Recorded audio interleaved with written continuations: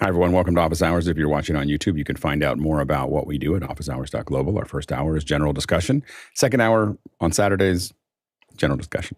So get your questions going and think about that. We've got a little more time. We'll spend a little bit more time on your questions as well.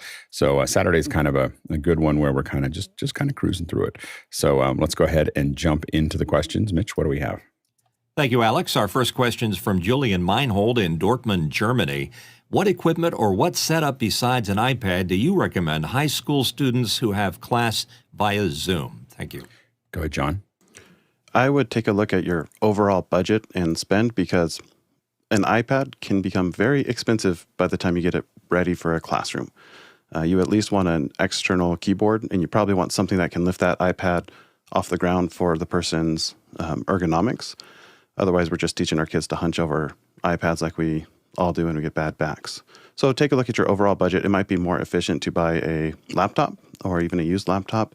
And as far as software, I'd definitely recommend finding a good graphing calculator. Go ahead, Mitchell.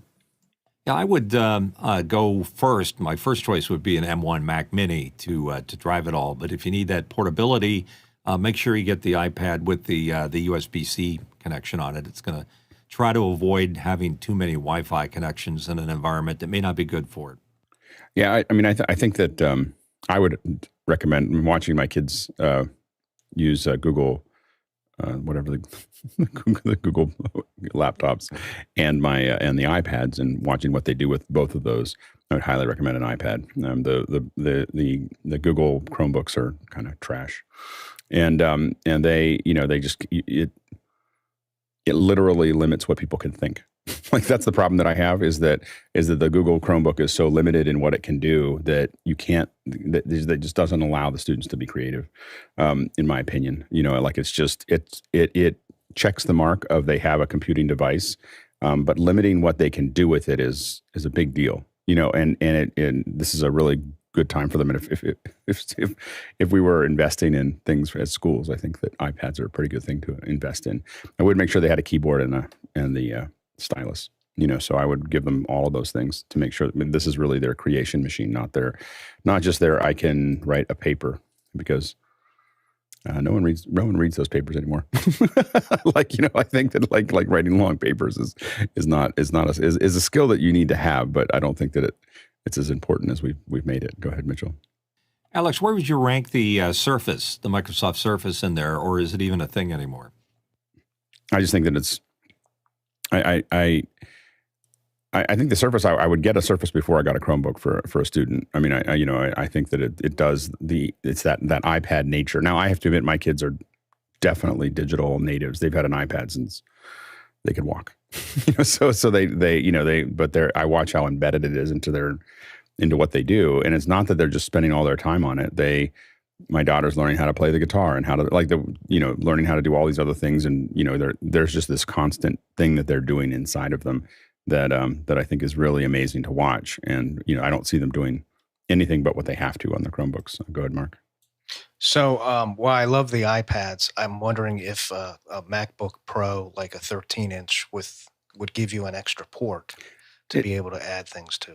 It's fine. I don't know if students really need that. I mean, in my opinion, I think that the cameras on the iPad, the integrated experience of a stylus, and there's lots of things that it does all the things rather than just part of them. And so I think that a laptop, and I find that as someone who has to use Photoshop and other things like that, I need a computer, for that kind of thing. And I'm old, so I need a computer because I just know how to do things the old way. But I think that I don't think my kids are left with that much that they need a computer for, other than an iPad. And I find myself a lot of times, like, I'm going to LA for 4 hours on Monday for a meeting. I'm not taking my laptop, I'm not. I don't have to do anything there. I'm going to take my iPad. So I think that there's. I don't think that. I just find that I'm, as a parent, I have, especially one that I've helped work with schools to design programs and so on and so forth. Watching how our education system works is painful, and so I think that we're spending a lot of money in schools in the wrong places. I think that giving someone a computing device that they can be creative with is probably one of the right places to spend money on students, in my opinion. Next question. Guy Cochran in Seattle, Washington. What room for improvement note did you take down during an event that you later implemented to make the next show better? We try to implement all of them. So, I mean, on a given, if a show works really, really well, we might have, I've said this before, on average, 70 to 80 RFIs, then that's a show that the client considers seamless. Ones that don't work might have hundreds. We take those into account. A lot of times, especially one that didn't go perfectly, we sit down and talk about it. But we look at those because here's the problem with our RFIs is postmortems. You do a postmortem a week after, you've lost 99% of what happened. You do it a day after, you lose 90% what happened. You do it right after the event and you've lost half of what happened. And so getting, in the habit, I always open up when I'm doing an event. I'll open up even just in notes, just RFI, just so I have it on my phone and I'm sitting there typing, this didn't happen, this didn't happen, this didn't happen. And, a lot of it is like these cables weren't run the right way. And this isn't, the lighting was too hard to get to. And, I think that we need to label this better, and I just found that iteration was super important, for even if I was the only one doing them, but preferably if everyone was doing them. And what we found was when the whole team is doing their own little RFI and then we look at them all, we get it from their vantage point. One of the things you see is we tend not to want people to look at other people's RFIs. So we don't have a shared list of RFIs. We have everybody's individual one, because when you see the same complaint show up in everybody's RFI, I mean, obviously you could game the system if the team talked about it, but they don't, because we're the only ones that do it. When you see the same complaints or the same types of complaints or related complaints across it, then you really know you have to address something, and that can be everything from the room temperature to the type of meals you're giving people to. I mean, I RFI literally everything. Like I just look at everything and everything in the environment that I didn't like. Go ahead, Mitchell.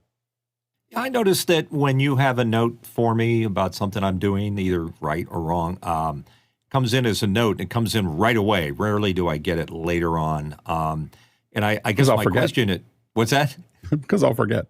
Yeah, I don't do that during productions.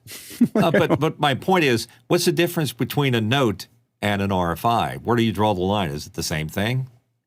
No, I don't. I mean, I definitely try not to get too much into things that are missing during a show, other than things that can be fixed. Like if we can fix something relatively quickly during a show and it doesn't destabilize the event, then I'll try to fix it right then. But if I can't, I make a decision on everything. If I can't make it better, I'm not going to talk about it during a show. Like if it can't be fixed, and that's what I write down. Like that's what I'll fix. And you have to. It's really hard. You have to fix things for the next show. You have to get into this thing with shows of I'll fix it on the next show, not on this show. And it's a really hard muscle to grow, because this is what kills shows, is people thinking this could be better if I did this, and then they decide to do it for that show, even though the show wasn't designed for that, and they haven't tested it, they haven't worked it out, they haven't made sure that it was going to work. And that just kills shows, because they put something into it that is untested, and now it does something that they didn't expect. And so you make decisions about, like, we'll fix this, but not for this show, and you'll hear us say a lot of times in production, if you're working with Shannon and I, it was next show. like something comes up and we just go next show, and we're not trying to fix it on the show, and because that, and it's a really hard, it's something I've made the mistake of doing lots, is trying to fix something that was a little off. And then what I did is I pulled a pin out that I didn't see on the other side. I was like, I'm going to move this over a little bit.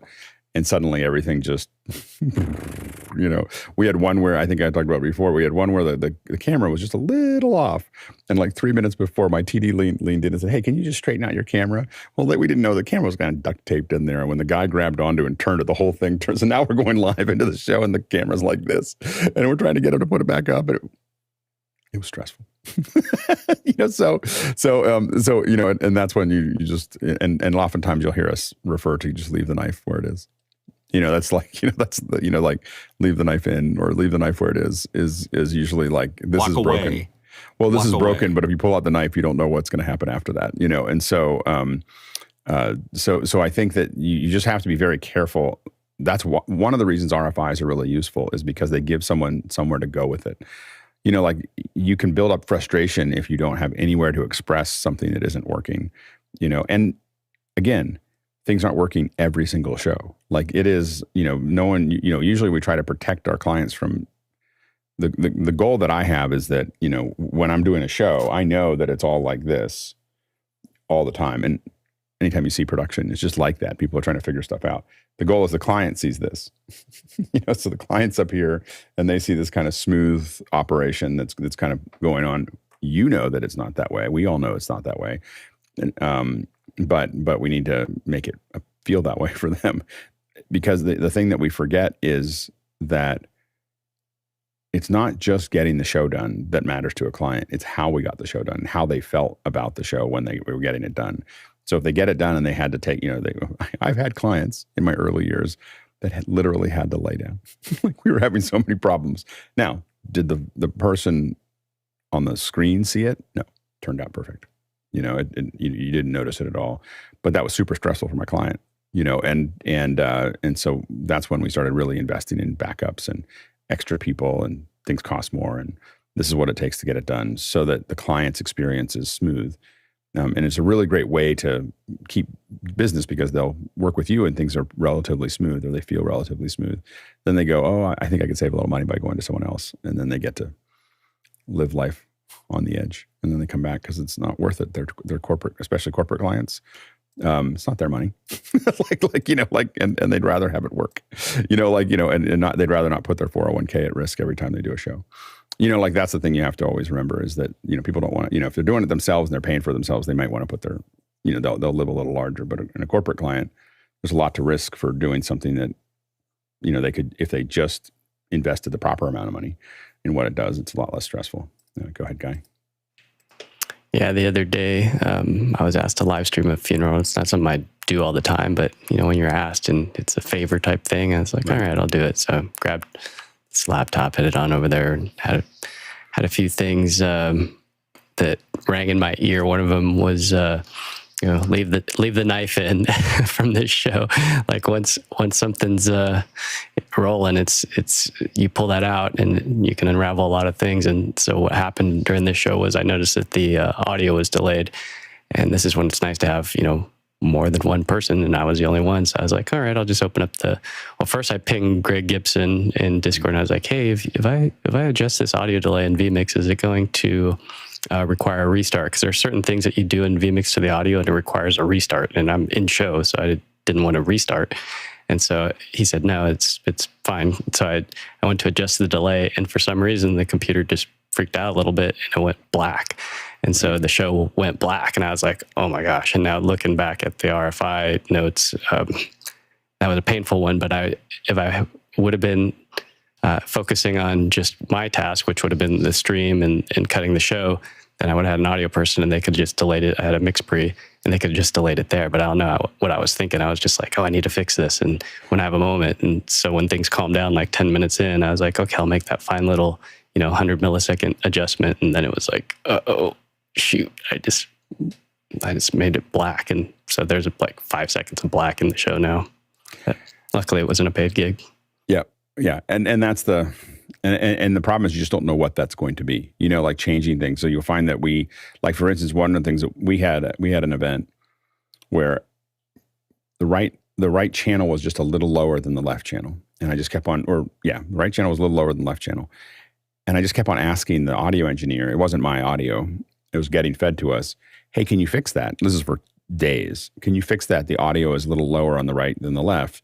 He's like, yeah, I'll get to it. We do rehearsal, and I'm like, during rehearsal, I'm like, the right is lower than the left. Anyway, he didn't fix it during rehearsal. He fixed it after rehearsal, which is for us is a big rule not to do. You don't change anything out. Once you do the rehearsal the day before, that's it. Like whatever you did there, you're not changing anything. Don't move anything. Don't unplug anything. It's in the state that we've decided it's going to be in. Anyway, but it seemed like a minor thing to him. He fixed it. But what happened is there was a polarity problem with the XLR that was feeding our right channel. And so when he fixed it, it basically canceled, basically it canceled the left channel, because when it was not even, it was still, we could still hear it. It was a little low, but we could hear it, and we were just adjusting the levels on our end. When he fixed it, when they were both the same, it's basically like how a balance cable works. Like how balanced cable, like it's two signals, and if you invert the polarity on one of them, they will cancel each other out. All you hear is the noise. Instead of all you hear is the signal, all you hear is the noise. And so, but here's the funny thing about it is, if you're wearing headphones, you don't hear it. It'll sound fine because they're not canceling each other. They're not summed, right? But if you're on a phone, it sums on the way out because it's mono. I mean, it was back then. It was mono going out of the phone. So anybody listening in headphones thought it was fine, and anybody on a phone that was listening with the open speakers couldn't hear anything. And that was like 40% of the audience. so like a huge chunk of the audience. But it gets into something like a minor change that's fixing something at the very end caused, a lot of stress. It's the big CEO talking, and for the first, 3 minutes of the show, people are very upset, and and so it was a big deal. So one of the things that we did is, if we always ask clients, are you going to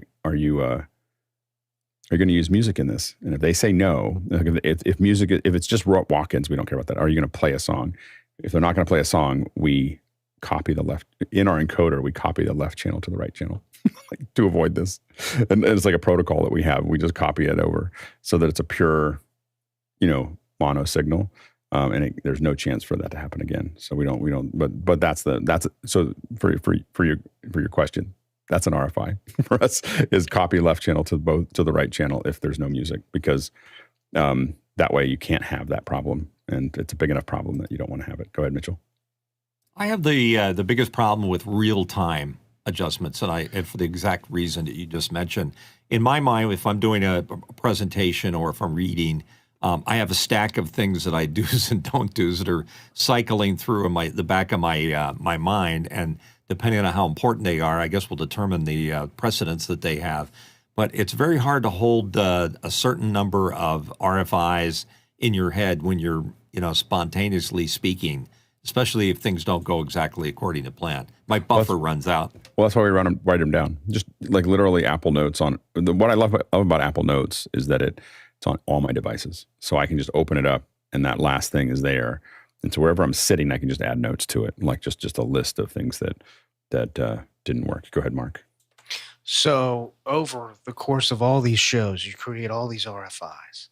How do you possibly turn that into some sort of checklist to go through prior to an event? Because the checklist would be like a mile long.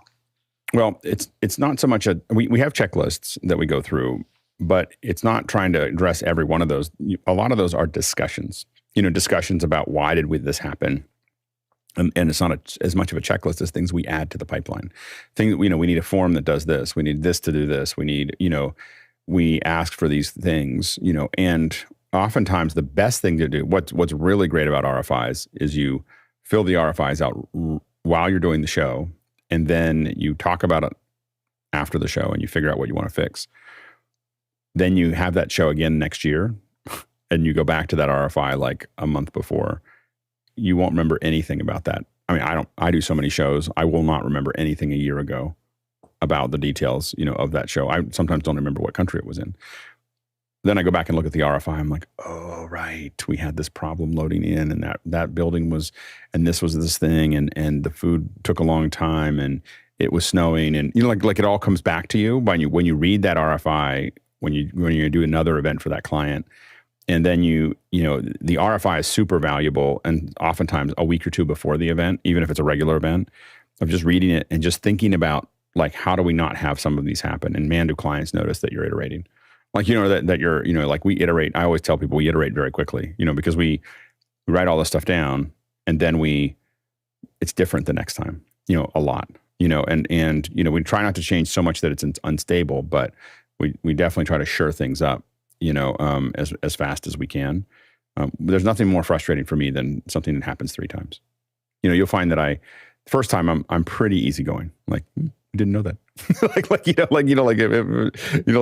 That's a new, because my big mantra is make new mistakes. It's not that we won't make mistakes. We just want to make new ones. I don't like making the same mistakes over and over again. So the first time I'm pretty easygoing. The second time I'm a little edgy. And the third time there's a lot of me being upset about like, why do we keep doing this? And so, but I think that's the thing. You just want to keep making new mistakes, and that's how you evolve, but you're never going to stop making them. Like there's no perfect event. And that's the other thing that like, especially live. Live is it's just, you're always trying to build that perfect event. And there's always some glitch somewhere. like some little thing that didn't quite work. And the only thing that makes me feel better is I watch broadcast and when they go live, which is very rare, like red carpets, and the funny thing is how much does the audience notice? Like if you're in a truck at a football game, you'll hear how many mistakes are made. Now, when you're watching the football game, the NFL game or whatever, it all looks fine. Like it looks fine enough to you. But in the truck, they're all, it's lots of not a clean show. But not a ton of it, not a clean show, but a lot of people are pretty frustrated about something, so next question. Mark Giuliani from Washington, D.C. Is there a way to use an M1 Mac with a Blackmagic Design 2ME? When I try a MacBook Pro 13 M1 to a Blackmagic Design HDMI to SDI converter, I don't see the image. I even went from an M1 to an atem mini to the 2ME and no luck. Suggestions? Go ahead, Guy. Yeah, which 2ME is it? Because some of them, if it's one of the gray ones, they don't have scalars on the inputs. And is it one of the older, like a 4K? Yeah, it's a 4K. Yeah, so it doesn't have scalars on the input. So you need to toss a decimator or DAC 70 or something to convert that into the right format. So whatever your show is set to, so if it's set even to HD, you just need to convert it into that exact same. The Teranexes are really good at this as well. Those little boxes that you can pick up from Blackmagic, and that way it's properly transcoded to the right color space and the frame rate, lock everything to the same. Yeah, does the little mini Teranex, right? They're only like $150, I think. They're SDI to or HDMI to SDI converters. I think that those ones. It would need to be. Is it a 4K show, Mark? No, 1080p. Yeah, it's just 1080p, and it's funny because it'll work. It works out of like a Nook fine, but as soon as I try the M1, like a MacBook Pro, it doesn't work at all. So one of the things about PCs is a lot of times you just tell them what they're going to send down the feed, and a Mac wants to negotiate. Like, what do you got? What can I do here? And that causes the M1 seem to be very problematic in that area. So when I plug it into I have to either lock it or there's a little bit of work I have to do to hook it to my Blackbird. So if I want to put the M1 directly into it, I have to, I think it's like set the EDID or whatever, but I have to like hook it to something and then lock it. It has to. I have to plug something into the input-output of my M1 and have a monitor on the other side of that routing inside the Blackbird, and then I can lock that. But until I do that, I can't see anything on the M1. It needs it needs to see something on the other side, and then whatever's in the middle has to keep on generating that. But otherwise, the Mac is going to want to renegotiate that connection with the monitor. It makes it more flexible when you're plugging into lots of different monitors. But the Blackmagic hardware doesn't negotiate. It just says, it just waits for you to send it what you're going to send it. So that's the problem. Next question. Nigel Desso from Austin, USA. I hear lots of conversations about Zoom rooms and an ISO future. Assuming all comes forth, would you install the Zoom room on a Mac and then use that for the separate feeds? Do you have to dedicate that machine to the Zoom room? Good guy. Yeah, the Zoom Room software, either Mac or PC, wants to take over the whole computer. So it just basically says, this is all I'm running.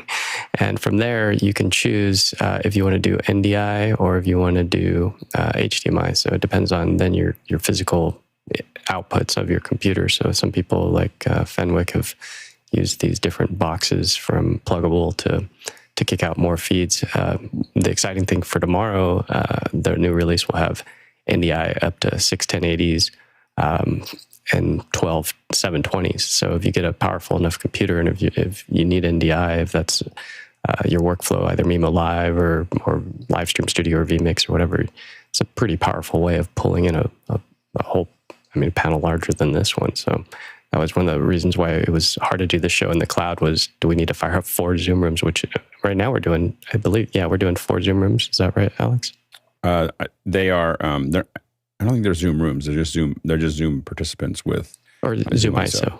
Yeah. So, and right now with the SDI, we can do up to 4 per, and that may be changing with this change, but right now we're doing 4 outputs per Mac Mini, but we're not using rooms for that. It's just a participant that can just grab, using Zoom ISO, can just grab those. I think that, I don't even know if that participant would need to be a pro account. Like, I think that if it's joining an event that's made by someone else, it can't create an account that lasts longer than 40 minutes, but I don't know whether Zoom ISO works on the base account or not. I just don't, we're using accounts, but I'm not certain, what's necessary there. But anyway, we don't need to use Zoom rooms for that. The Zoom ISO will do everything we need to do. Go ahead, Nigel. Yeah, I think you may have just answered my question, which I asked badly, I suspect. I look at what we do on 2.0 and I'm thinking, how do I create like a mini version of that just for myself to bring in a couple of guests on a podcast? And I know you can use Zoom ISO because I've played with that as a sort of beta version or as a trial version. And I know it's, what comes and what we don't know until we know it.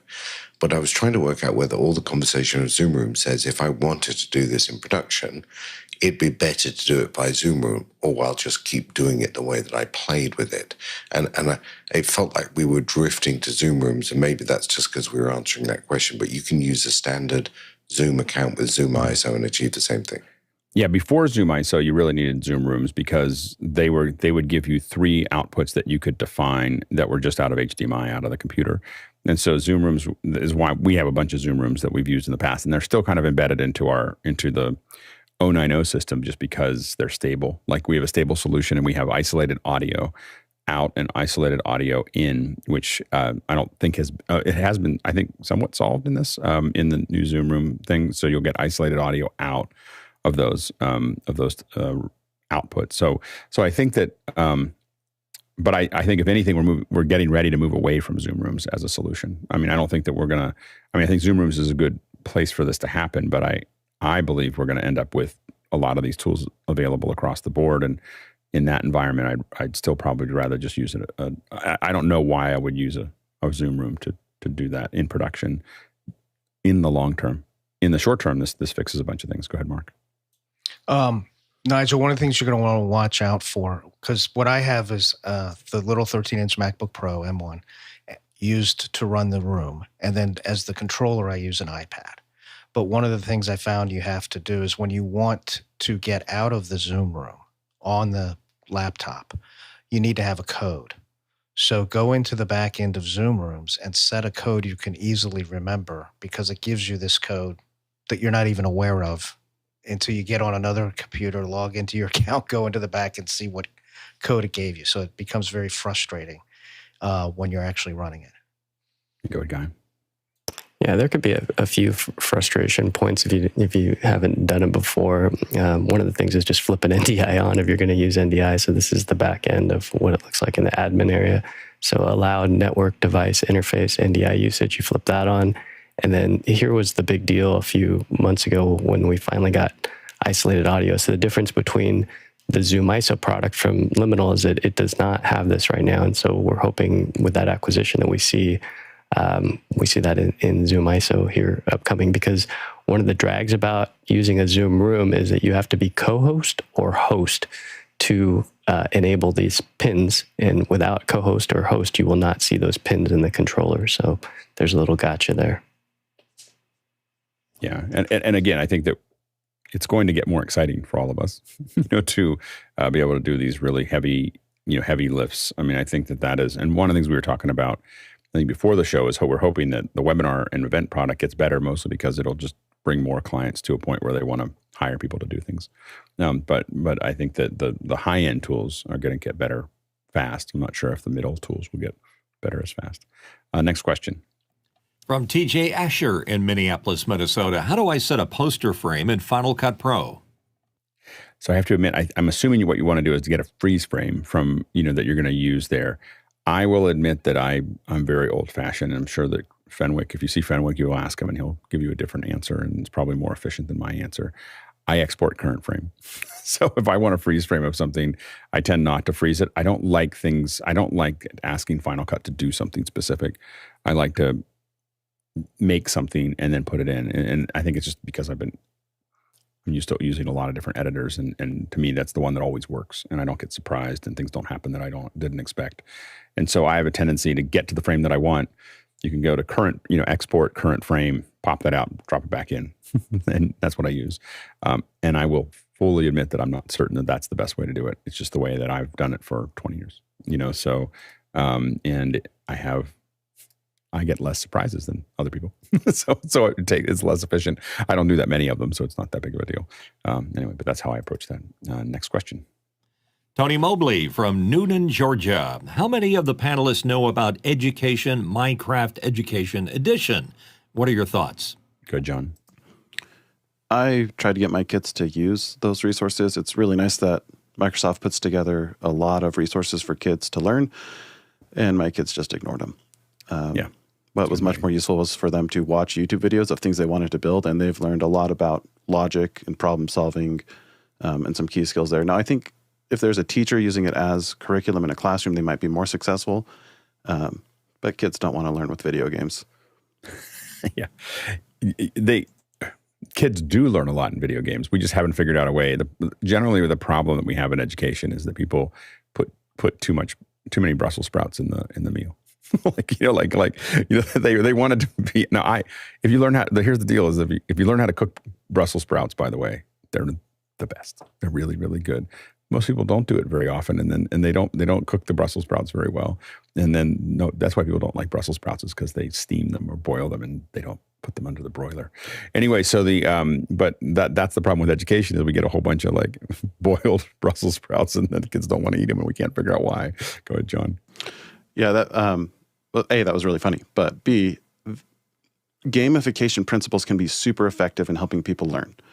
And the problem is a lot of people just take what they think is video game and paint it over the top of learning, instead of taking the principles behind the game that make them engaging and interesting and applying that to the learning. And you're just trying to paint over it versus building from scratch, I guess, is the difference. Yeah, and really looking at what kids are excited about. The thing that was an eye-opener for me was, I've told this story before, so I'll try to keep it short, but I was showing what I thought was really cool, the behind the scenes of how Men in Black get made and everything else at this little elementary school. And someone asked about, how does this thing fall and look real? Does someone have to animate that? And I said, no, we use a physics simulator. And kids were like, these are fourth graders. They're like, what is a physics simulator? And I said, and I opened up this little thing called interactive physics. And this is a little 2D simulator that was out in the 90s.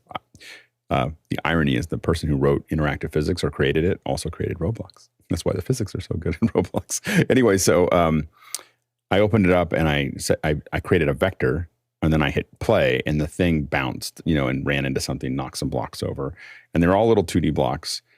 It seemed like the simplest, goofy thing. It was just for me to show that. And the kids went crazy. They were like, make it do this and make it do that and make it do this. And for me, that was a moment of, they could learn a lot, because then we could talk about vectors while we were doing it. We could talk about what force was and everything else. And I would dribble that in, but inside of their excitement, not trying to get them excited to learn about physics. And I just, for me, that was a lesson that I think about a lot when I'm thinking about teaching kids, is it has to be cool. It has to be fun. And then we can talk about the little details that they might learn from. Go ahead, Tony. Yeah, I just wanted to share that there was a news article on yesterday where they were talking about an Atlanta teacher who had won a national award because she was using Minecraft in her classroom. and she was using it from the standpoint of talking about social justice.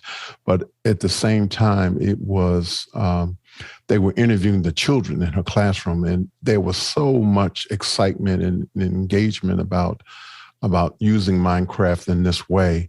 And I just thought I would, mention it. I am really not a fan of Microsoft applications in terms of education, but I am a big fan of Swift playgrounds. And but it was amazing to see the interaction and the engagement that these students were doing. So I just wanted to lift it up and just see about the conversation amongst the panel.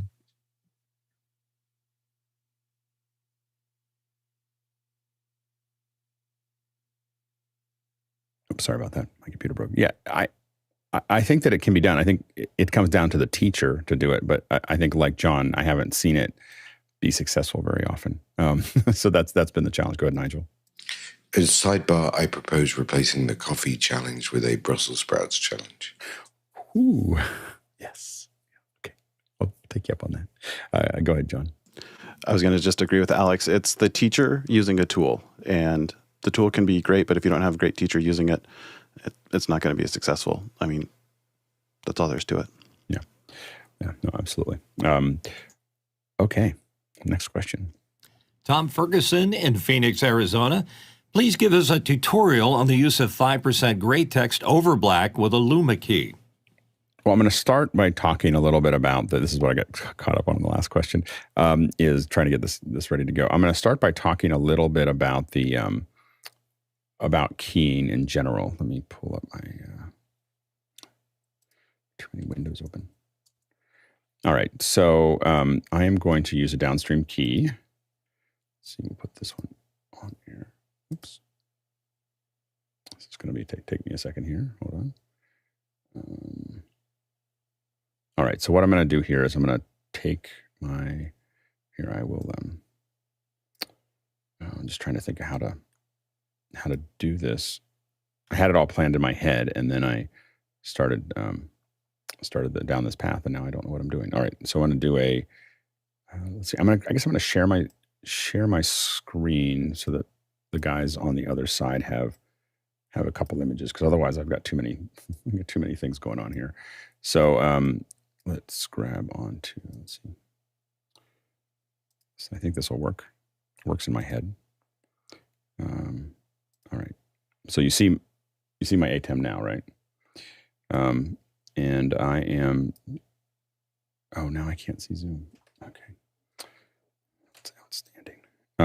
All right. So so I assume you can see me, and I'm going to go in here and I have key 2, and I'm going to say key 2 should be my media player 1 there. And then I'm going to hit on air. Oops. Key 2.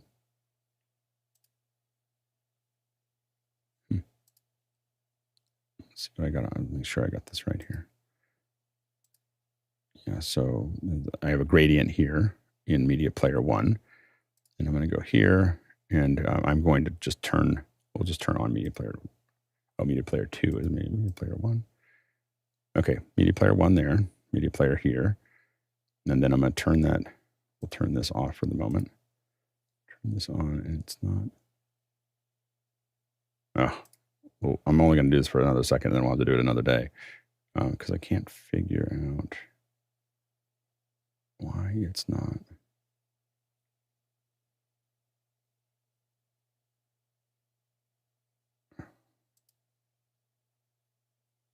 And you guys don't see anything, right? I mean, you can't. No. We see your you, switcher. and we see the switcher. Right. Like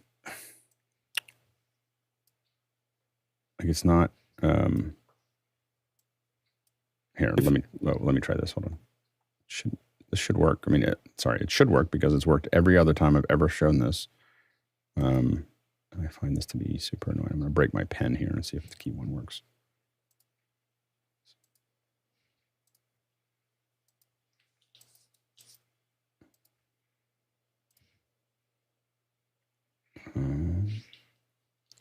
What we want to do is what should happen here with media. What should happen here is this should. Let's turn this off. Okay, that I don't know why invert key would have done that, but okay. Because this was black. That's why. All right, sorry. There we go. Just took us a second. So now the first thing that you need to know is, see this gain? As I increase the gain, you see how hard it gets? And then as I decrease the gain, it's widening the amount of grays that it's using here in the gain. So as I lower, it's all of them here.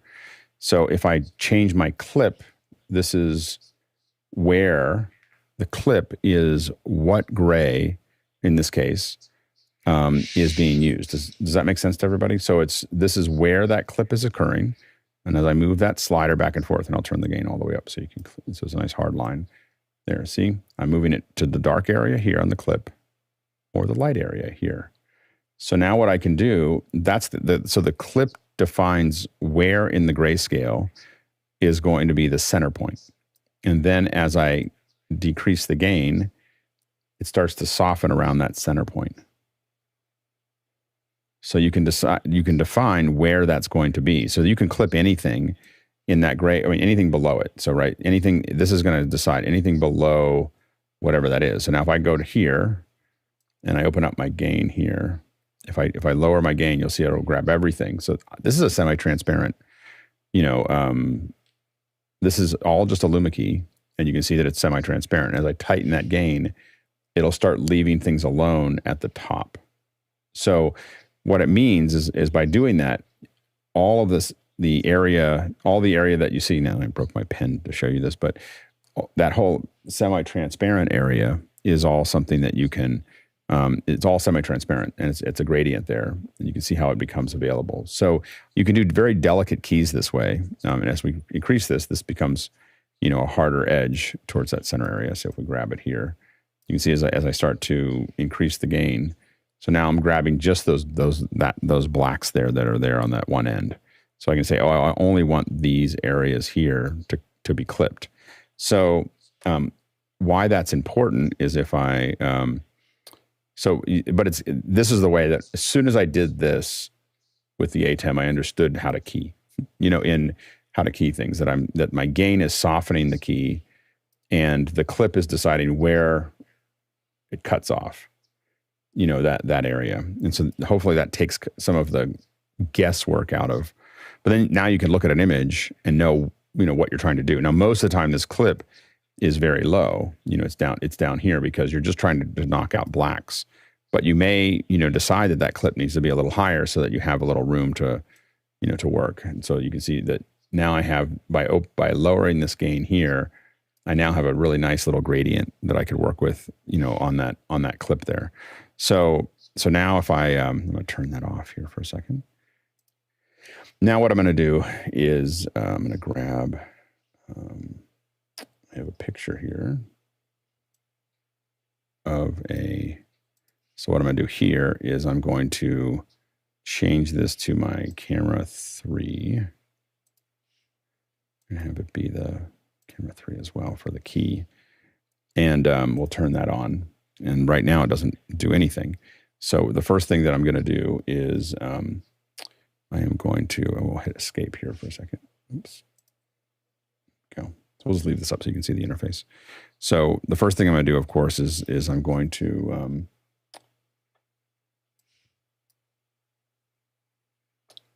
I'm going to go to the document.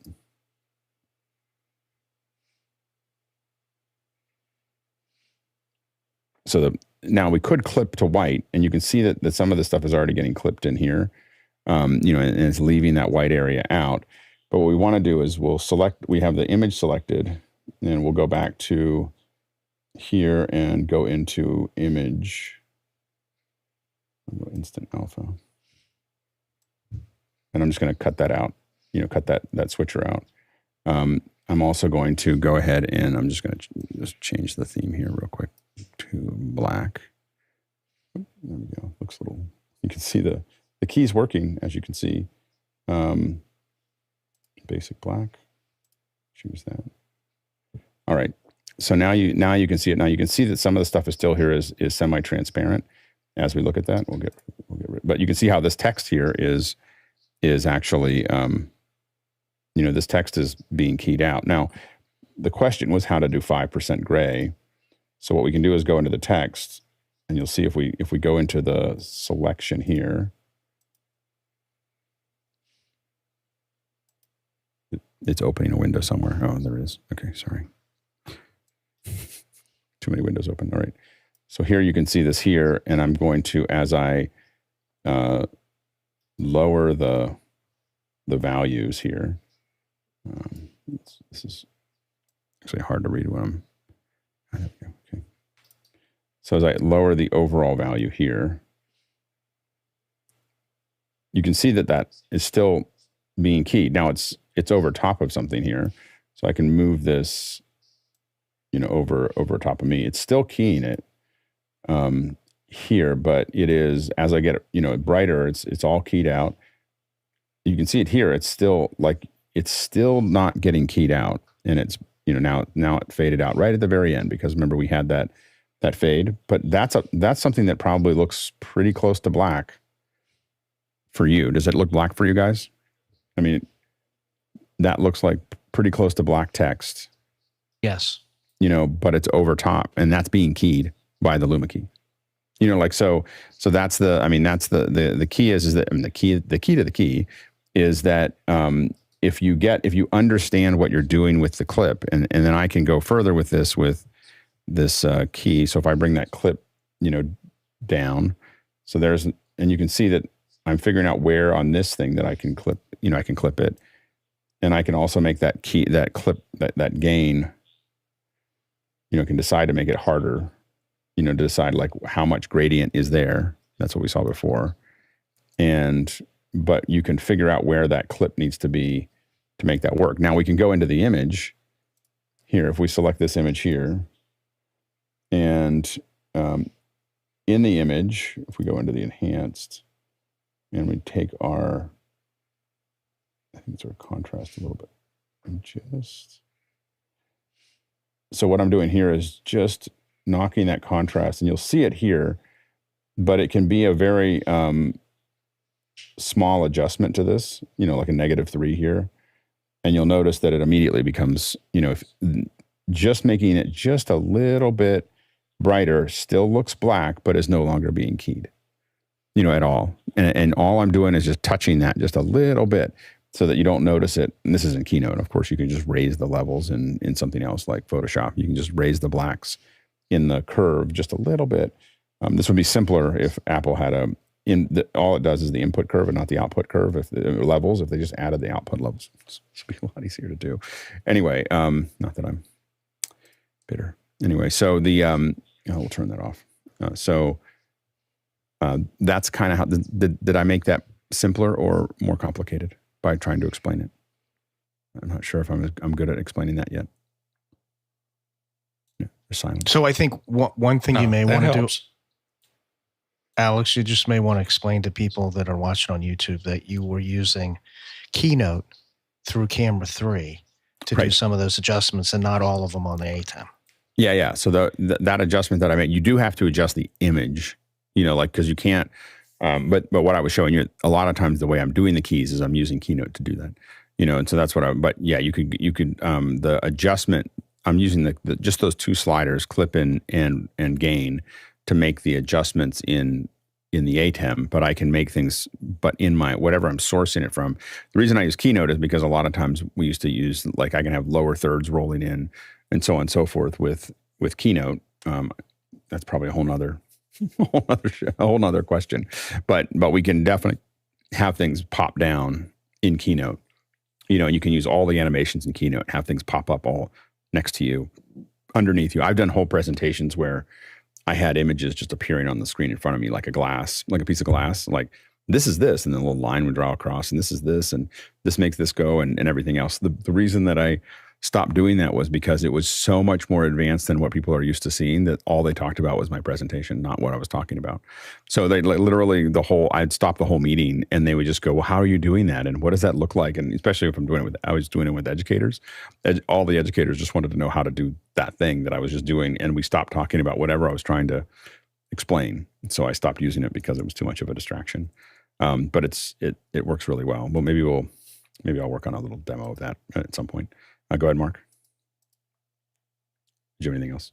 Yeah, nope, sorry. So that was a very interesting demonstration, but one of the things it kind of got me thinking about, not so much the transition of the gray, but when I use vMix, it's really easy to create layers. How do you do that same effect where you can put maybe your image above the effect on the atem? If that makes sense, you want to key yourself over it, or you want not necessarily. Well, I don't know if key is the right word, but I guess it is the right word. If I want to have an image of me over something else, I mean, typically you would do that you put yourself in front of green screen and then you key yourself, and now you can put yourself on you could put yourself on an upstream key, over top of that. And I will admit that with a lot of these things, I try not to be. I admit I don't like a lot of those things, so I don't know them as well, just because I don't like to look at them. Like I feel like you got to nail it, or you don't, or like you have to really make it really work. And the thing that's the hardest thing to do in events is to communicate with people and interact with them. And a lot of times we get caught up in things that look too cool, and then we end up spending a lot of our production resources on things that don't matter. Does that make sense? Yeah. I was just kind of wondering if in an atem switcher, is there some way to do a layer as an effect? Well, where you can put something on top of something else and control what's on top and what's on the bottom. upstream keys and downstream keys. Okay. So the way I just broke my pen, so now I can't draw. But you have the video layer, and then you have the upstream key, and then on top of that you have the downstream key. The reason the difference between the upstream key and the downstream key is that the downstream key is in a separate bus, which means that you can output a clean feed that doesn't have anything that's in the downstream keys. So the upstream key says, I'm going to add this graphic to the video, and it's in the video. I don't have to keep managing that as a separate bus. Whereas a downstream key says, I have a whole nother bus in my switcher that is as the downstream key. And why that's important is that when there's a bus that's called clean feed that comes out of your switcher. And so you have two buses that are going along. If every time I have a downstream, it's just adding one more bus to the switcher. But I couldn't, if I started adding lots of buses, that means that the switcher would have a lot more to process. So what it does is it in an upstream key, it only has to momentarily process it. It processes the upstream key, combines it with the video, and keeps going, right? It doesn't have to manage that graphic as a separate, or whatever it's putting on top of the other one. It doesn't have to manage it all the way through the hardware. It does the operation. So it says this operation, this operation, this operation. And I can never remember which. I always have to kind of fiddle with it. But the upstream keys are also layers. So, and I believe that key 1 is the bottom, and then key 2, and then key 3, and then key 4. Okay. So you can layer them up. It's one way or the other, and I always have to turn them on and look at them and do it again. But those all are being added as layers in the same sense that the downstream key, one of them is below the other one. So they're not mixed together. So downstream key 1 is I believe, I can't, again, I always have to turn it on and then figure it out. I should know it, but I'm sure someone here could probably add the answer to that. So the upstream keys are layers, but they're combined with the video as it goes through. The downstream keys are their own layers, but they sit on a separate bus that can be removed if necessary on the way out. So on the way out, program feed is what we call a dirty feed, and it's both buses being combined and sent out. Clean feed removes the downstream bus. Does that make sense? Yes, thank you. Yep, absolutely. Next question. Okay, I've got a question. Mixeffect can create a file playlist when using it with a Hyperdeck. What other features would you like to see? Go ahead, Mitchell. Yeah, we were talking about this when we were referring to the Hyperdeck shuttle, which is this little guy here. Mm-hmm. And the issue was, I think Courtney and I were talking about it, is that there wasn't a window that came up on your atem that would show you the playlist or the files involved that are on the disk. And there is a way to see that, If we go over here to my, I could share it, I guess, but I'm just going to do it this way. If you look right there on the left, that's my Hyperdeck shuttle. And as you can see right down here, there's a list of files that are on the disk. I only have one thing on there right now. So you can curate a list right here and then determine how you're going to play them back just using Mixeffect to get there. So it's a neat way to add functionality to the shuttle, which doesn't exist. The only thing that I'm interested in seeing added to it, and that's really the basis of my question, is wouldn't it be possible to add a top and tails function so that you could set an in point and an out point, and it would be indicated on the file list? It seems like it's just a software thing to be able to do that. That's amazing. Like, I didn't know that they even did that. So you can reorder the song, the stuff, Yep. not the songs. You can reorder the things there, so you don't have to go from one to the other. Because I don't think you can do that in the atem. Like, I think that's a Mixeffect Pro thing that is that, so that you can reorder the files, and will they play seamlessly from file to file? Yeah, it'll play seamlessly one after the other. Of course, the endings aren't specified, but if you could sit there and put a end cue, it'd be much easier. You can also loop them, so you could specify one and then loop that one, and it shows in the stop button the numbers in it. I think John Preto and I were talking about this also. That's really cool. Wouldn't it be neat if that came up on the screen? Well, there is a way, and it's already implemented in Mixeffect, so it's cool. Well, not only that, there's all kinds of functionality that you could do with that. So, wow, it's awesome. Sorry. It's just like, I didn't, like, it's a really awesome solution. So now that it's in software, you can do all kinds of things. So for instance, you could have, and now that it's in Mixeffect Pro, you could say, I want this to loop until I hit a button, and then I want you to go to the next one. And why you might do that is you might have a starting soon thing that's just looping. It doesn't have a countdown clock. And it's just starting soon, starting soon, starting soon. You hit a button and it now goes to the next thing, right? So, and that could be something that, because Adam's already put in all this stuff with shortcuts, you could do a lot of different things to just activate it to go to the next thing, just to start the show or to do whatever it needed to do. So you can have it play those things out. I do agree with you. Setting in and out points for each piece in that function, when you play at this range, would be really useful. You could get really complicated where you could have different playlists for this that are different organizations of this. But let's just say it's just one. You could say, I'm going to play all these things, but I'm going to play this part of this part, this, these 30 seconds, and then this 15 seconds, and then this. You could wrap through it. It would be great if Mixeffect Pro, because it's already talking to the atem, could figure out whether it wants to do transitions or not, because it could theoretically do that. Oh, no, it can't do that because it's got two images at the same. It can't do that. Never mind. You might be able to use macros in addition to what's in you couldn't there. do it because you got two different. You'd have to have two. What would be really cool is if Mixeffect Pro, and it should, but being able to build a playlist with multiple hyperdecks, grab this play out, grab this file from here, then go to this file, then go to this file. So any number of play decks that you have, you could sit there and say, I want to go from here to here to here to here to here, and bounce around on those decks. And then crossfade. And then what it would do is it would warn you if you try to do it. If you try to go from one file to another in the same deck, it'll say you can't do that. But if you're going from this deck to that deck, it could crossfade. It could do all the, it could do all those things while it was working, and that would be super cool. Yeah, unfortunately, the companion Stream Deck connection does not give you that control yet. Yeah, that's not. It's fine.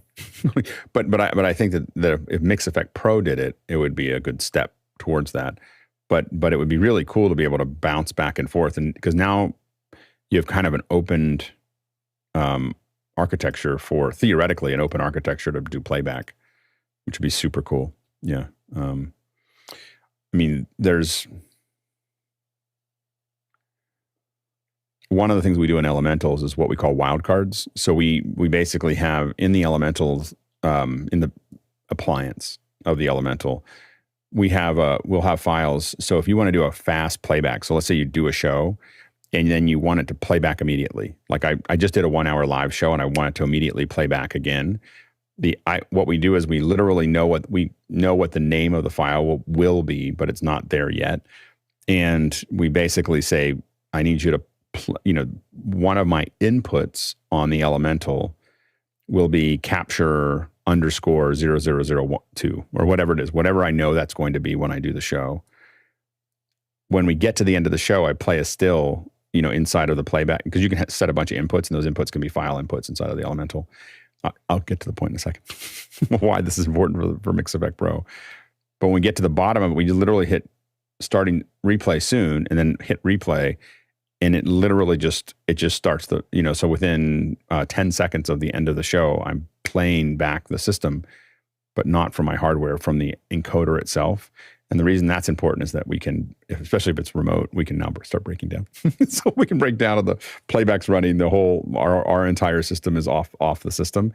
But the reason that'd be interesting is that if you could put wildcards in, so you could have an atem capturing, right? You can see it, and you can set that in the playlist as a playout file while it's recording. Means that when you stop, you close the file and hit play, you could play a replay of your show. You could replay something that you had. So it would be, you could even set things where if you wanted to grab something, what would be really cool is you could have Mixeffect Pro, when you want to play it, it just closes the file, opens a new record, and plays it all at the same time. I don't know if it can play and record at the same time though. It probably can't. So that probably wouldn't work. Anyway, but that's, sorry, I'm just thinking off the top of my head, but I'm super excited about the idea. Go ahead, Mark. Mitch, when you showed us the Mixeffect screen, was that an iPad, or have you been able to run it on a computer?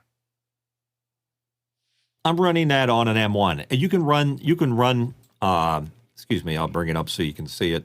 You can run it on an M1, no problem. You can put it on an iPad. It's really meant for an iPad, but an M1 on Mac Silicon will work just fine. The whole thing is right here. Yeah. I just use my Stream Deck normally, so I don't care that this is in the background. The thing you have to be careful of, if it loses focus, it loses touch with the Mixeffect. Right. It's cool though. Next question. Next question. I have to get all my windows out of the way here. Sorry. Is from Mark Giuliani from Washington, D.C. Along the lines of Nigel's question on Zoom rooms, how many Zoom rooms can you run before NDI saturates the network? Go ahead, Guy. The correct answer is 4.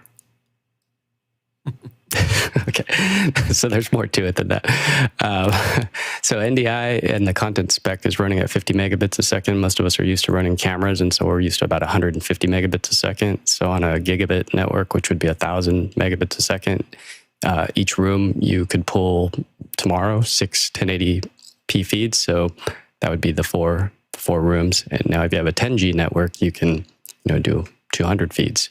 So it all depends on where they're going to as well, because if you're going into a TriCaster they have some special sauce since they created NDI.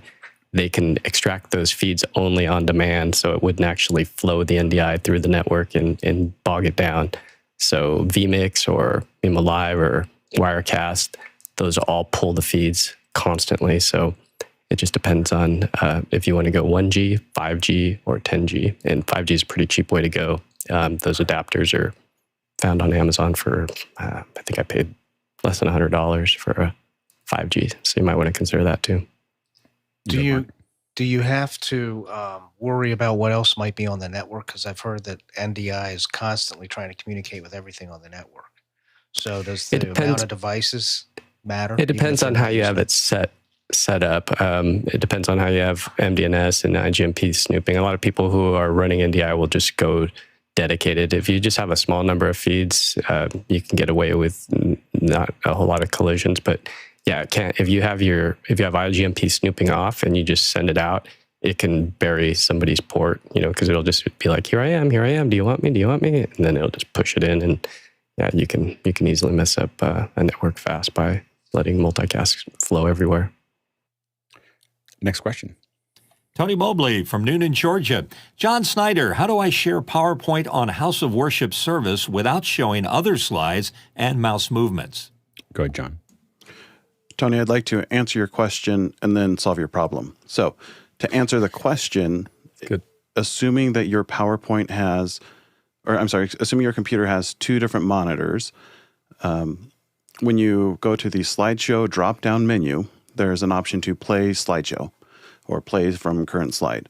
And that will take over your output monitor completely, and then you will not see any mouse movements, etc. As long as you have two monitors. If your mouse is on that monitor and you're on the slideshow, it's going to show when you move the mouse, it'll pop up. If you do have two monitors, the other monitor will have your presenter view, and down at the bottom of the presenter view, you can pick which slide you want to demonstrate. But my question to solve your problem, Tony, is what are you trying to do?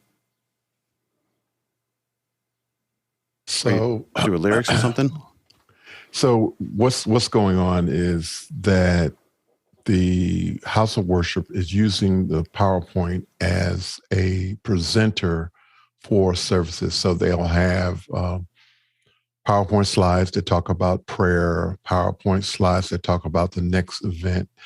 And so what I'm having to do is play the PowerPoint, and I can see it, and I can see all of my other windows. But then I have to stop it and then restart it. And typically when I restart it, it takes over all of the monitors, and then I'm no longer able to see the other windows that I need to see. And so what ends up happening is that you can see the other slides on the side. You can see me moving the mouse. And it's not something that I actually have to do every Sunday, but it's almost as if when I do have to do it, it's almost crisis mode.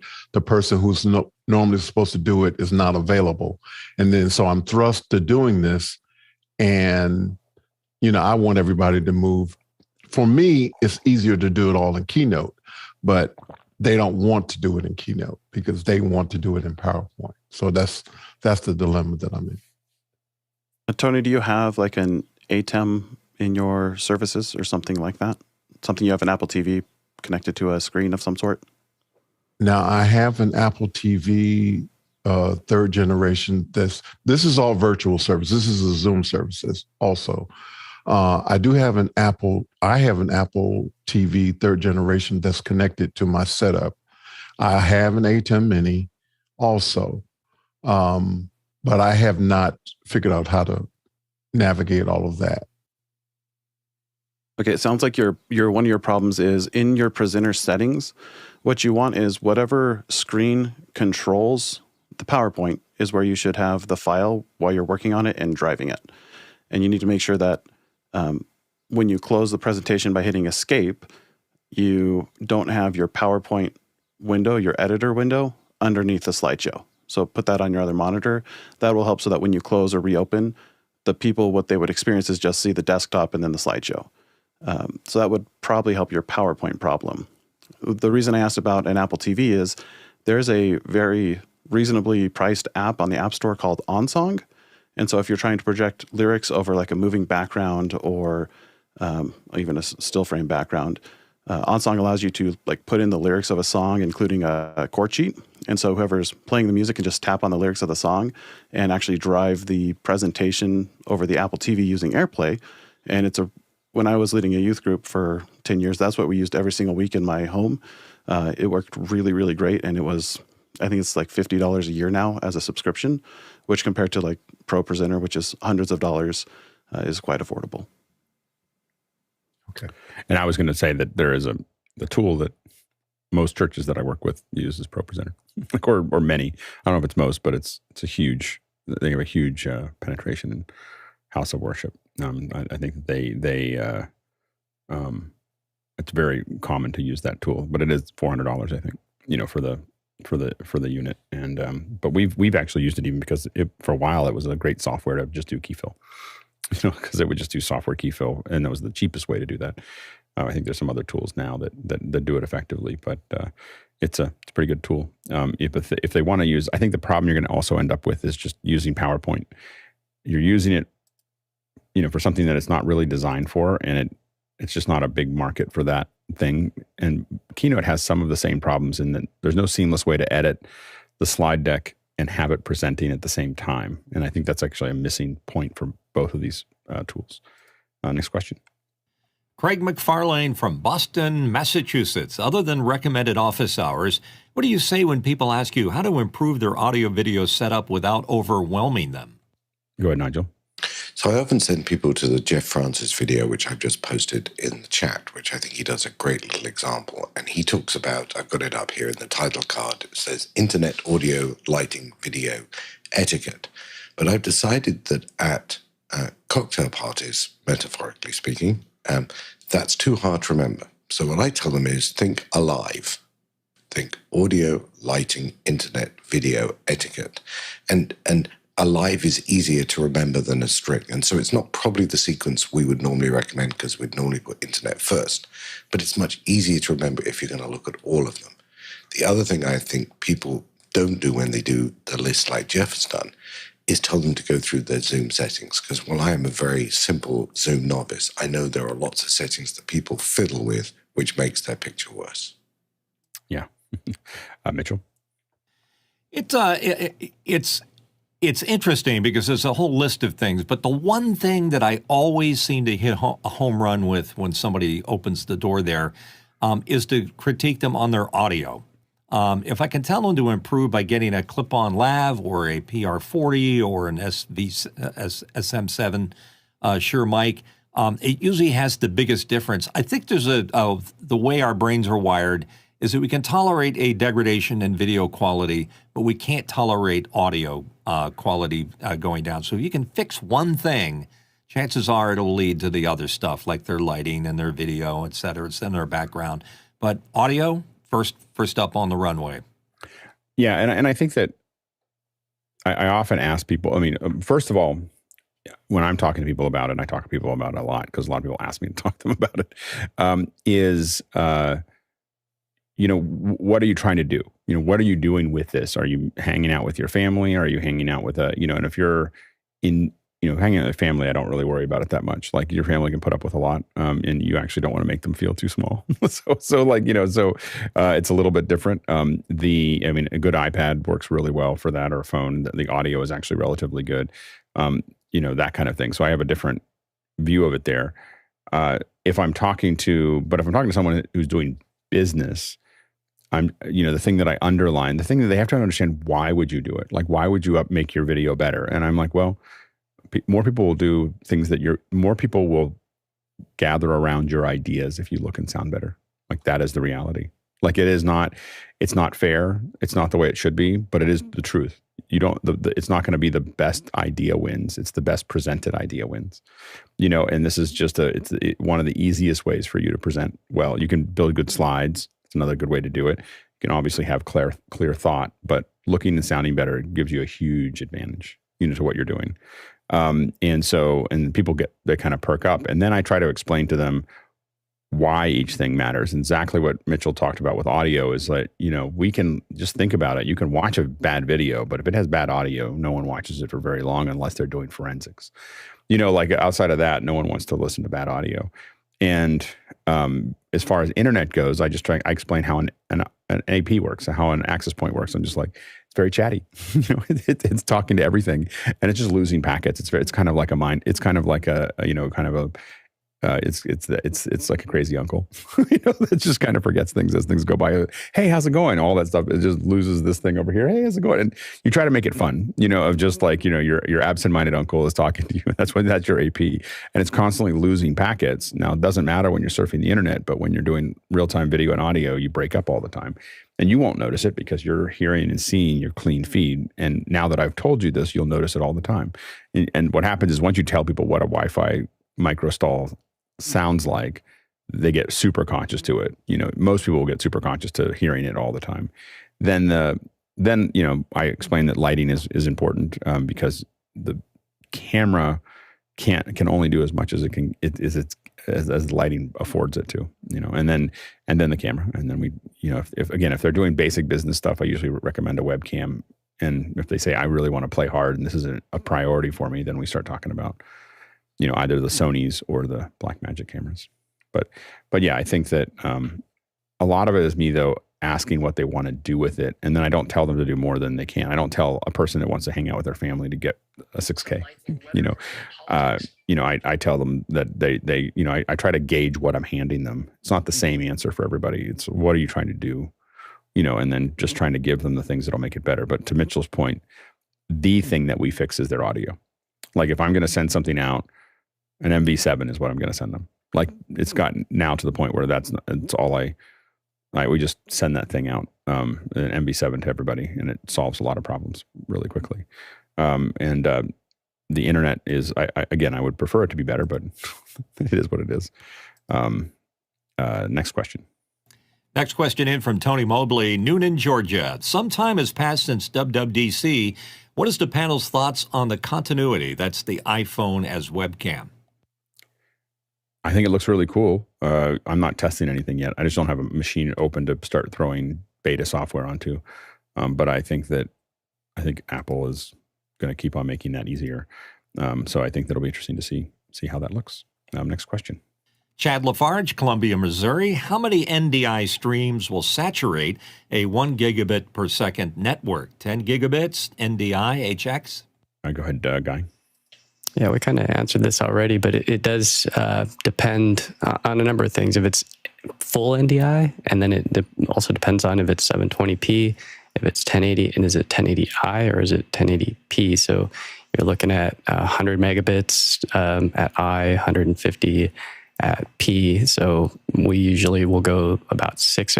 So 800 megabits is what I want to do max on a 1,000 megabits is a gigabit. So I don't want to saturate. I don't want to use up every last bit, because if there's other traffic going on, you can start dropping frames. So so theoretically you can max it out, but you wouldn't want to. And so it depends also on, there's a sending machine or a camera or an encoder, and then there's a receiving machine. So the receiving machine generally will put the bigger NIC card in. So we'll put a 10 gig card, or you can, with NDI5, you could actually specify which ports you want to use. So you can use multiple NICs and then send traffic down specific ones. And then NDI HX, it depends on which flavor. There's NDI HX 1, 2, and 3 now. So those are much smaller. Those are 15 megabits. So you can just do the math. So on 1,000, whatever 1,000 divided by 15 would be the theoretical max. So there's math. I'll just put a link to a white paper that NDI has that shows the chart of all these. Next question. Craig McFarlane for Boston, Massachusetts. What Mukana features have you discovered or loved that others may not know about? Go ahead, John. I think the most common aha moment for most people is when you look at that menu button on the top right, there is a notes section. So if you ever asked a question that wasn't answered, it probably got pushed back into your notes to be used later. But you can also save your own personal questions to be asked in the future up in that area. It's a fun little area. And one that we appreciate is also when you go up to what we call the hamburger, the little menu thing. If you go up to that little hamburger, you can also set your phonetic spelling, which is super useful for Mitchell. Next question. I'm not sure how to take that. Next question from Douglas Carmichael.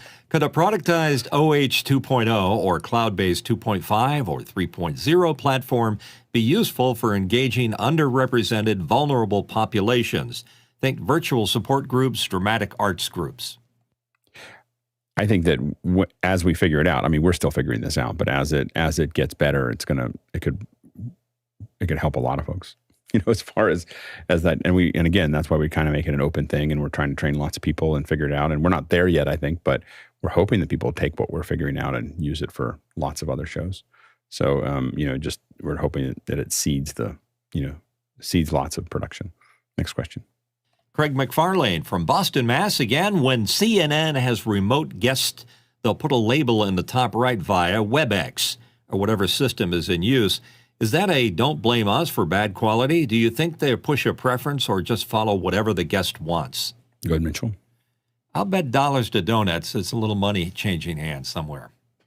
I don't know if it is. So here's what I can tell you is that for a long time, the requirement for Skype, so the Skype TX boxes can turn the logo on and off. So it can say, Skype on the bottom, and you can just turn it on or off in the Skype TX box. But terms of service was that if you're in a broadcast, you have to tell people that they're using Skype.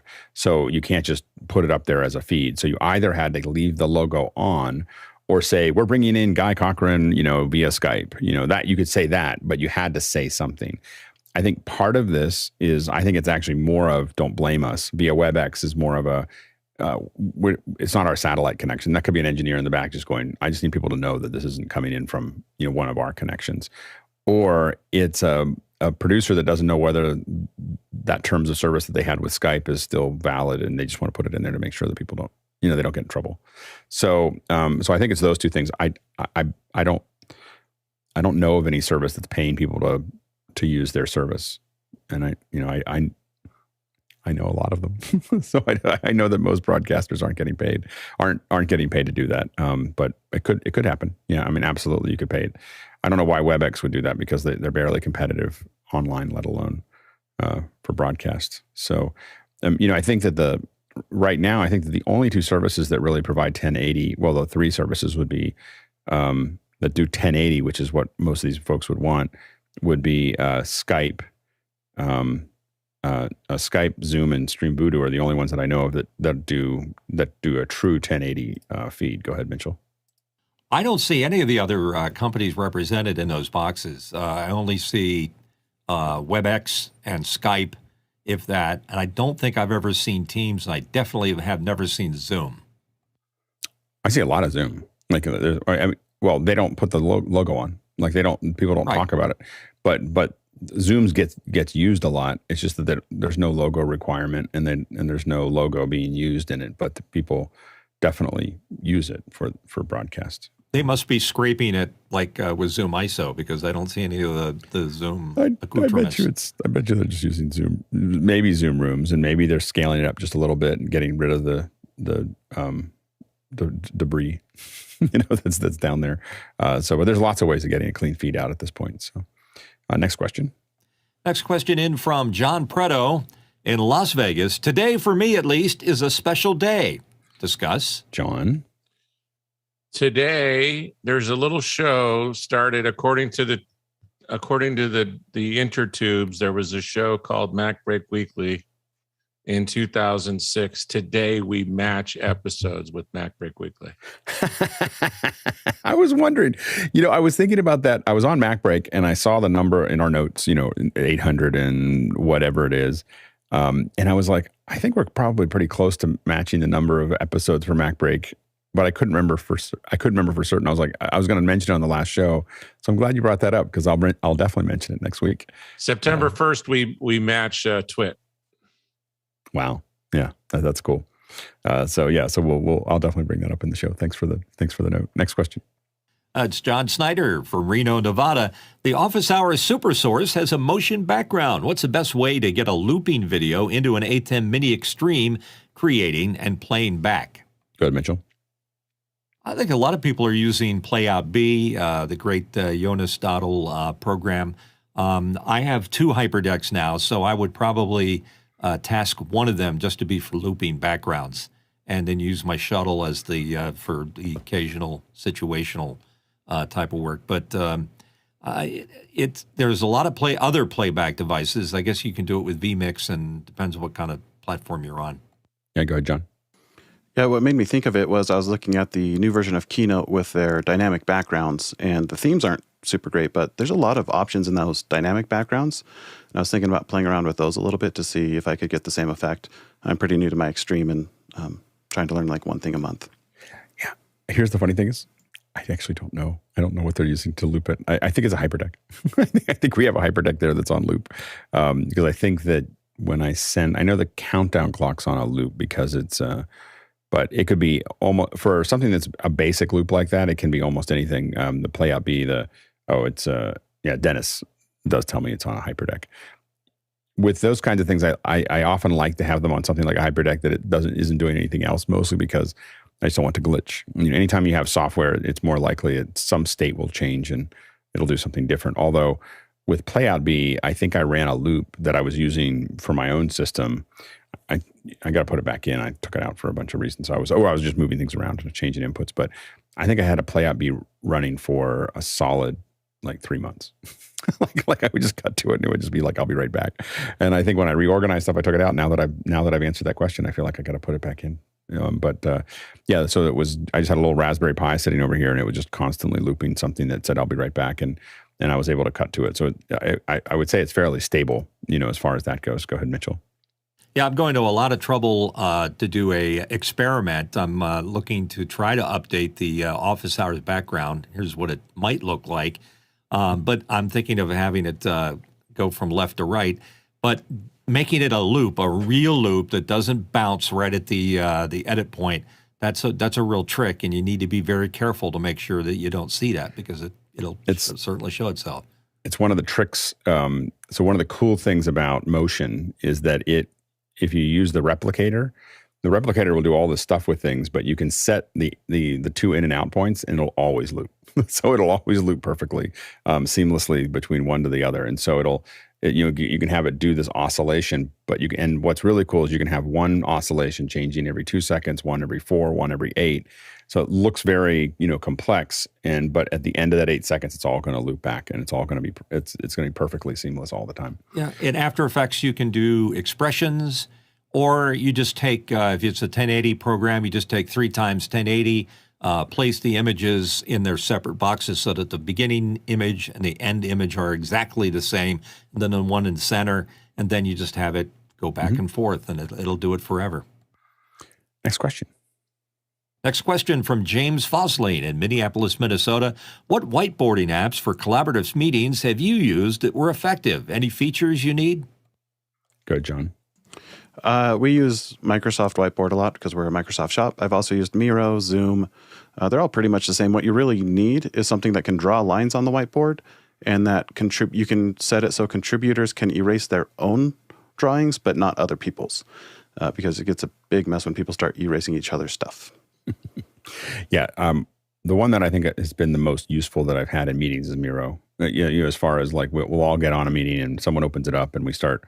And you can all open up the file, and people start putting little Post-it notes and things and everything else. And for highly structured meetings on brainstorming, I think that it's been pretty effective. Next question. Graham Codwell from Belfast, Northern Ireland. For relatively simple editing on Resolve, I've been using my mid-2017 15-inch i7 MacBook Pro with 16 gigabyte of RAM and a 512 gigabyte SSD. If I was thinking of upgrading, where will I get the best bang for my buck? M1, M2, and how much RAM would you suggest?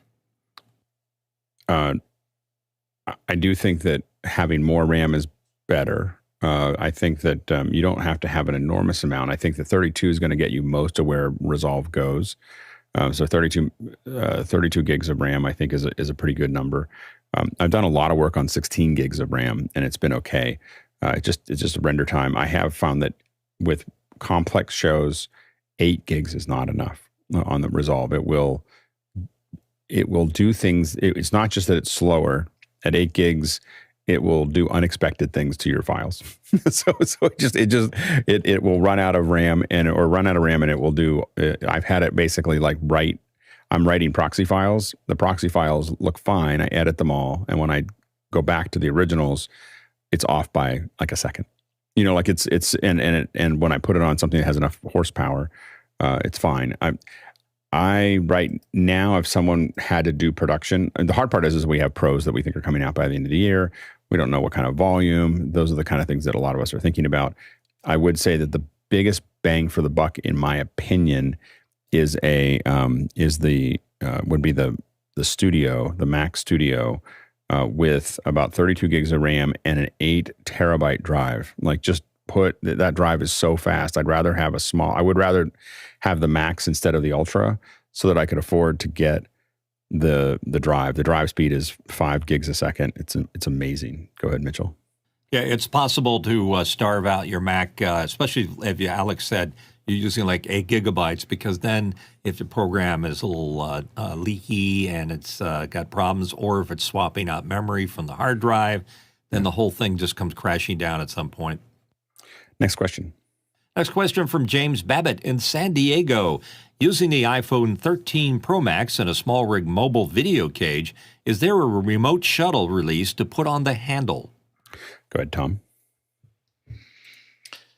Well, I don't have one here to show you, but I would just take one of these little Bluetooth buttons that you could Velcro, say, here on the top of the handle, and for $10 you'd be in there. Yeah, I bet you I wonder if there's a Bluetooth one with a quarter 20 mount. I haven't seen that, but that would be cool. Next question. Douglas Carmichael in for a question on one benefit I could see of fiber to the user connectivity to a country would be attracting creative professionals with innovative ideas. Could said fiber combined with a visa program to attract said professionals create a net socioeconomic benefit? That's a good question. Douglas is really thinking this one out. I think that it could. I think that what's more likely, though, is that folks just can do the work from where they are. But I definitely think for some, fiber makes a big difference. I think the big thing that fiber would make a big difference for is to just reshuffle the United States. I think that you could definitely attract people there's a lot of reasons to be attracted to working in the United States from overseas. The biggest problem you have is visas. In what we're doing, I think that out of necessity, most likely the United States will relax its immigration laws because we're running out of people to do the work. So that usually creates pressure to some degree, where then people go, okay, let's figure out an organized way of bringing people in because we need more people. And so that's what happens when you have a replacement rate that is below replacement. So you have to open up immigration, or your economy will fail. So we'll probably fix this over time with more immigration. But I think that the big thing is that fiber to the user is a huge advantage for small, more rural, smaller towns. I mean, this should be the initiative. Like, this is the best initiative they could do right now. You have a lot of people that are getting ready to work from home.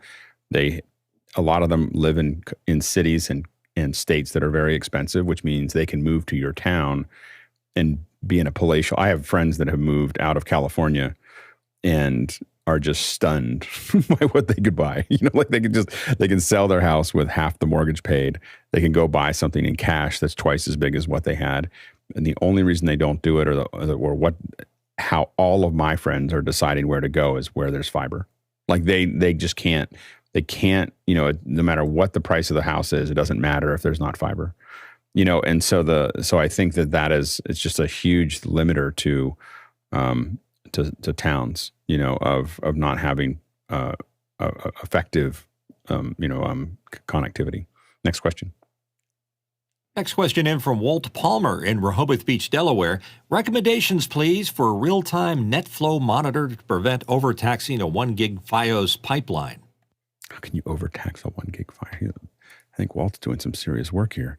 Who's the I can't think of the company right now.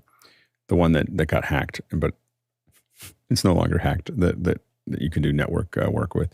Most of our network analysis has been through Meraki. So I don't know a lot of outside services that do it. There's definitely ones that can. But a lot of times your router, whether it's Ubiquiti or Meraki, can analyze those for you on the way through. But I can't think of the name of the company that a lot of folks used to do it. It was one that ended up getting hacked, and I just can't think of the name of it. It was a big hack. Go ahead, Mark. I think he's just looking for a monitor so that I don't overwhelm his network, and when we're doing backups and he's trying to bring in satellite feeds. So how would we measure the actual activity going over the FIOS network? Right. I mean, and again, I would go back to, that's exactly what I use Meraki for. Okay. Is to I can see everything there, and I can see sustained. You can see I have a lot of data on the back end of a Meraki to do that, and because that's all I've used for so long that I don't know what other software. Go ahead, Mitchell. I don't think FIOS's terms of service will cut you off if you exceed it. They'll just throttle you back. And that's the way it is with my Comcast. If I get too close to the max, it just starts throttling me back, and nothing drastic happens at the back end where it's too much. Yeah. So, are you worried that it's going to be using up too much total bandwidth, or are you worried that it's going to that it's going to go over 1 gig. Walt and I are 120 miles away from each other, so I can't read his mind. But I think in prior discussions, what we've been worried about is if we're streaming, and also we have other services doing backups, and we're trying to bring in feeds from other, other radio shows. At what point are we going to saturate that 1 gig network? Right. Yeah, and I think that you definitely want a integrated tool that lets you control it and analyze it, because you're really getting to a place where you need to build VLANs, where you're going to build virtual LANs that are going to be controlling how much everything gets. So you say, this VLAN has to have 50 megs a second or 100 megs a second. And you stack those up in priority so that the things that don't matter can't ever have the ability to overwhelm the network. So for instance, I think that in our office in DC, we had 2 1 gig pipes, that went in. But the guest network was limited to 10 megs per guest that logged into it, 10 megs a second up and down, and 100 megs total. So even if I had more than 10 people there, you couldn't have the guest group couldn't have more than 100 megs ever.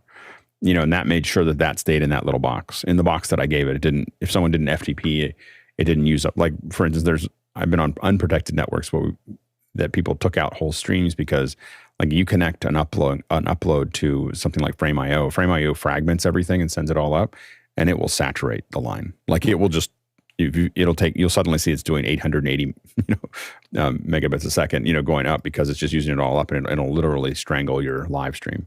So you have to be you do have to be kind of aware of that. Go ahead, Mitchell. Couldn't you do that with a QoS system? Yeah, I mean, you need a router that does the thing. So like a Dream Machine is a smaller version of that, from Ubiquiti. And then again, you do need something that's going to manage it, but you need the router system. It's not just analyzing the total traffic. It's having something that can manage it. And again, I still think it's not the cheapest solution, but the Meraki stuff has been really successful for us. Like, it's kind of a warm blanket at this point for me, of just knowing that that's what we're doing. And we've used it for a long time. Next question. Craig McFarlane from Boston, Massachusetts. What gear that is expected soon, unquote, are you waiting to purchase this year? Go ahead, Nigel. So it's really not what I'm expecting as much as I'm hoping the price will change on, and that's Synology and NAS. I feel like it's time to consolidate to a NAS at home. And every time I configure it and add in all the features, it ends up being more than I'm willing to spend. So I'm hoping that as the microchip and stuff starts to get better, those prices will come down, because that's my next big jump. Yeah. I'm getting ready to put in a server in my house. Same reason. I just got to get it all in one place and then figure out how I'm going to copy the things that matter into the cloud. And I'm looking at Glacier just to push things. Like, I have a big thing here, something else online, and then take the most important things and put them on a separate drive. Go ahead, Tom.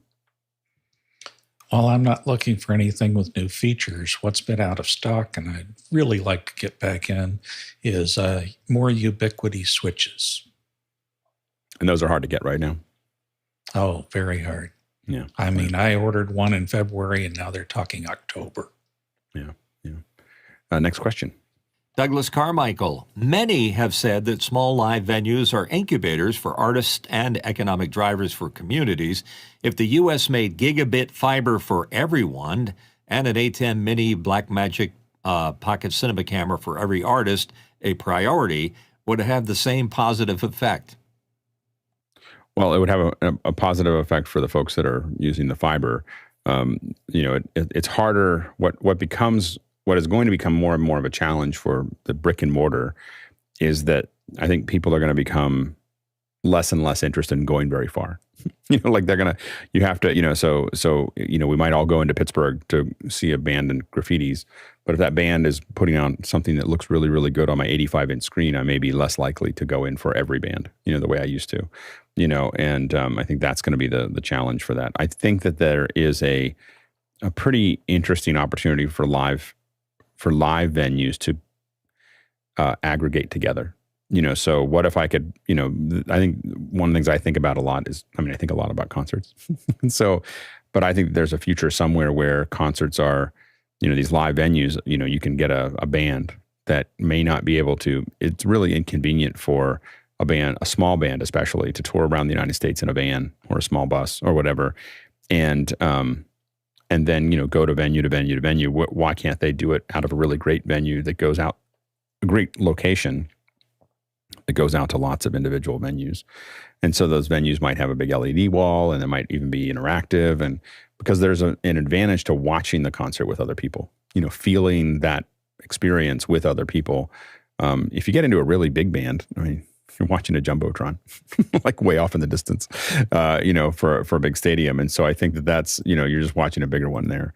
But I think that there's going to be a future where that it's not the only way people will see it, and you'll still go to a location. But I think you're going to see more and more people figuring out ways of distributing concerts. Go ahead, Mitchell. Yeah, you just said it. I mean, go to any big concert now, and we're watching a jumbotron. We're not watching those tiny little figures in the front jumping around. Yeah, so I think that the problem is, how do you serve that? Those small venues are a great place. You can go get a drink, and you can get a hamburger, and you can watch a show.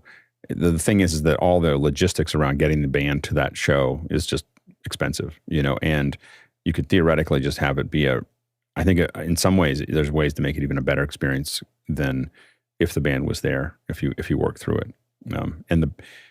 Once the bands can make as much money doing that, it won't matter whether it's better or worse. Once the bands can make as much money per year digitally touring as they do physically touring, they'll stop physically touring, or they'll severely curtail it, because for most bands, playing is fun if they're playing a handful of gigs, but the reason they go on tour is to pay the bills.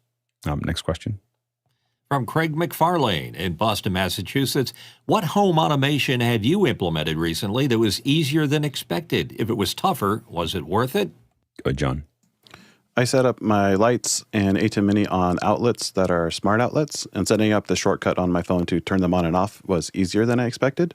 Creating a shortcut that does them all at once was significantly harder than expected, and also didn't change the fact that I still need to make sure I close my curtains when I get on my meetings like this. What smart outlet did you use? I have one from Casa, is the big one. It's a one device with two separate outlets on it that can be controlled separately. I just got it on Amazon. And is it Casa with a K? K-A-S-A. I can put a link in the chat. Yeah, please do. Because I still haven't found what I'm looking for, as you two would say. Very cool. And so that one has worked pretty well overall. Yeah, I've never had an issue with it, and I use it a couple times a day. Yeah, it's great. Nigel?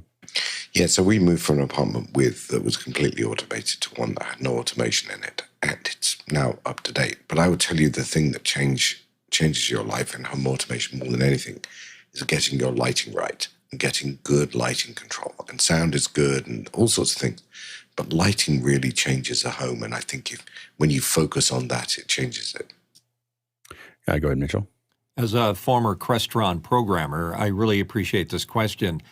For me, Google Home, it's been amazing. And integrating voice control to my TV and my sound system and the lighting and curtains and all that, it's so natural and it just works.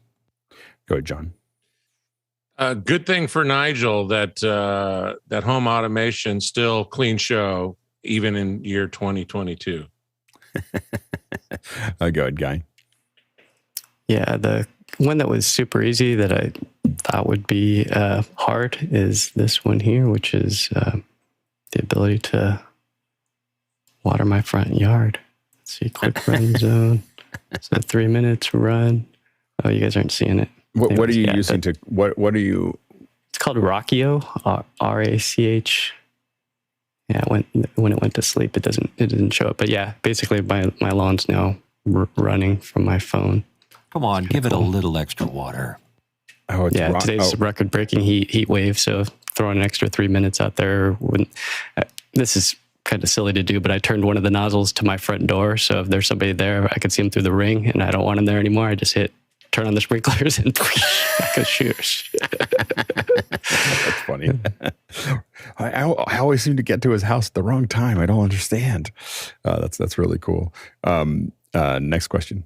Tony Mobley from Noonan, Georgia. Alex, can you talk about your use of Affinity Design, and would you recommend for educators? Yeah, I for a long time, I haven't really enjoyed Illustrator. And so I feel like it's gotten bloated, and I'm sure it's really, really useful for people who are professionals that do this every day. And it's got all these little tools that are available, but I can't figure out why it doesn't do this or does do that or everything else. And so I started moving to Affinity Designer and Affinity Photo, or Affinity Design. Is it Design or Designer? Anyway, so, and I am happy with it. It's all I'm using. And I think that the thing about Affinity is that they are such great values, just what the cost value of Affinity Photo. And if you wait, oftentimes they do these like 30% off and 50% off. And, but it's a really, really great set of packages, and they are as close to Photoshop and Illustrator from an interface design as the other ones. I really like Pixelmator. I started with Pixelmator, but I found that the interface it just took me a lot longer to figure things out than it did with Affinity. Affinity was more, I would say, normal. And the big reason that I jumped on Affinity was that Affinity Photo let me, it was the only app for a while that would make it easy. You could project an image onto a sphere. The reason I did that was I could take 180 photos with my Theta, and then I could project it on a sphere and paint out the tripod, and then unproject it, and it wasn't doing that. It was only using the painted pixels, so it wasn't convoluting the image, so it didn't get softer.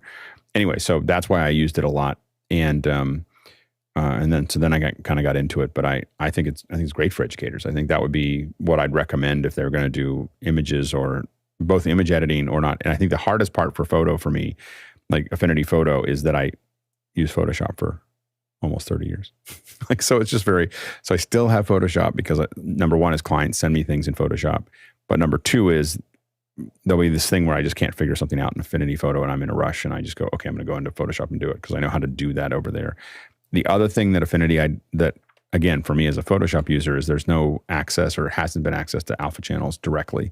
Like you can't treat them like channels the way you treat them in Photoshop. And some people never open up alpha channels in Photoshop, like the actual go into the color channels, but I do. And so it's hard for me to not have the access to that.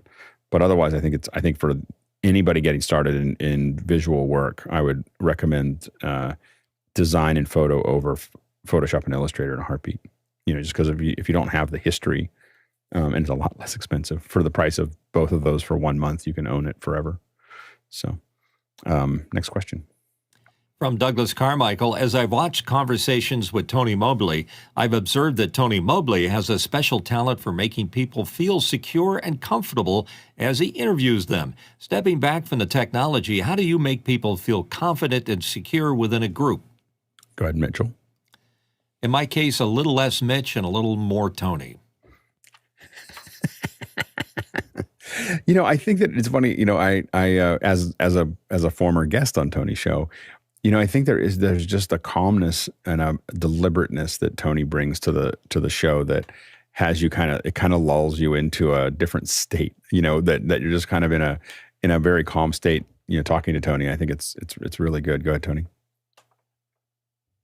Yeah, I just wanted to say thank you for the compliment, Douglas, and appreciate your great questions. Last Wednesday night, we had a great conversation with Dr. Kent Kersey, who is one of the regulars on the Saturday Education Hour. I just wanted to say the only thing that I try to do is listen and be in tune with whoever I am engaged with. And that's it. That's good. It's good. It's good. Good advice. Next question. Tony's here again with a question. Panelist, Kenobi final episode aired on Wednesday. Is there anything they could have done better? Good, Mitchell. I haven't seen it yet. It is queued up on my machine. Please, no spoilers. Well, the part where Han comes in. No, I'm just kidding. I have no idea. I'm just making that up. So anyway, so I don't know. Maybe I ruined everything for everyone, but it was a complete guess. I haven't seen past episode 2. I think that it just didn't feel like it was moving very fast in the first ones. I have a hard time getting my family to want to watch it. So I'll probably end up watching it at some point. But, Mandalorian, people were pretty well hooked. My family either gets hooked or they don't. And since we generally watch the evening, the only time I watch TV is after 7 because I'm usually working till 7. And so my experience of TV is generally what we can all agree on is the four of us are watching, we have dinner, then we watch a show. And if we can't get a quorum, then the show doesn't get watched. And so with a lot of these weekly shows, we've been able to get that Moon, what was I can't remember the name of the guy, the guy with the white, Egyptian ninja. I can't think of his name. That's what I think of him. What? Moon what? Knight. Moon Knight. I call him Egyptian ninja. so anyway, so the that one everyone coalesced around, and for whatever reason, Kenobi did not create that issue for that need for people. And I think that is I think it's challenging because I think that Marvel's experimenting a lot about what works, and Disney's experimenting a lot about what works. And I think that the one thing they really have to get better at is a deeper hook at the beginning. It's like they used up a whole episode of Obi-Wan as basically an act 1, and there was almost nothing going on. And wow, it was almost an act of faith to go to episode 2, and that's just not the way to start the show. That's not. I don't think that was the way to start the show. So I think that's it'll be interesting to see what the data is and what they learn from it. But the other thing that I find that they do is they sag a lot, which is that in the past they've had 2 really good episodes where they obviously spent a lot of money, and then they have 3 or 4, 2 or 3 episodes that are pretty okay, and then they have the last 1 or 2 are really good. And so it's just like this, and it just feels like they just put the money on the 2 ends, the front end to keep you going, and the back end to make sure that you want to see it again. But the middle, it just feels like they got lazy. And I really felt like that we didn't make it through Boba Fett either. I think that maybe it's just they don't have enough showrunners. Maybe it's not as good. But I keep on finding that we were super excited about what Disney and Marvel were doing, and I think each one of these we're less excited about a new thing coming out. Go ahead, Mitchell. Yeah, I think that Strange New Worlds, the new Star Trek, did the opposite. They started out with a bang. I loved them. And then they did a couple of bad episodes. And then at the end, the one we just saw, I think John Proto would agree with me, was horrible. They jumped the shark on it. Yeah. So it's interesting. It's interesting. It's an interesting problem with all these series. It's just hard. I think a lot of people at the beginning were really excited about the idea that they could do 6 hours or 8 hours of something instead of 2.5, instead of being constrained.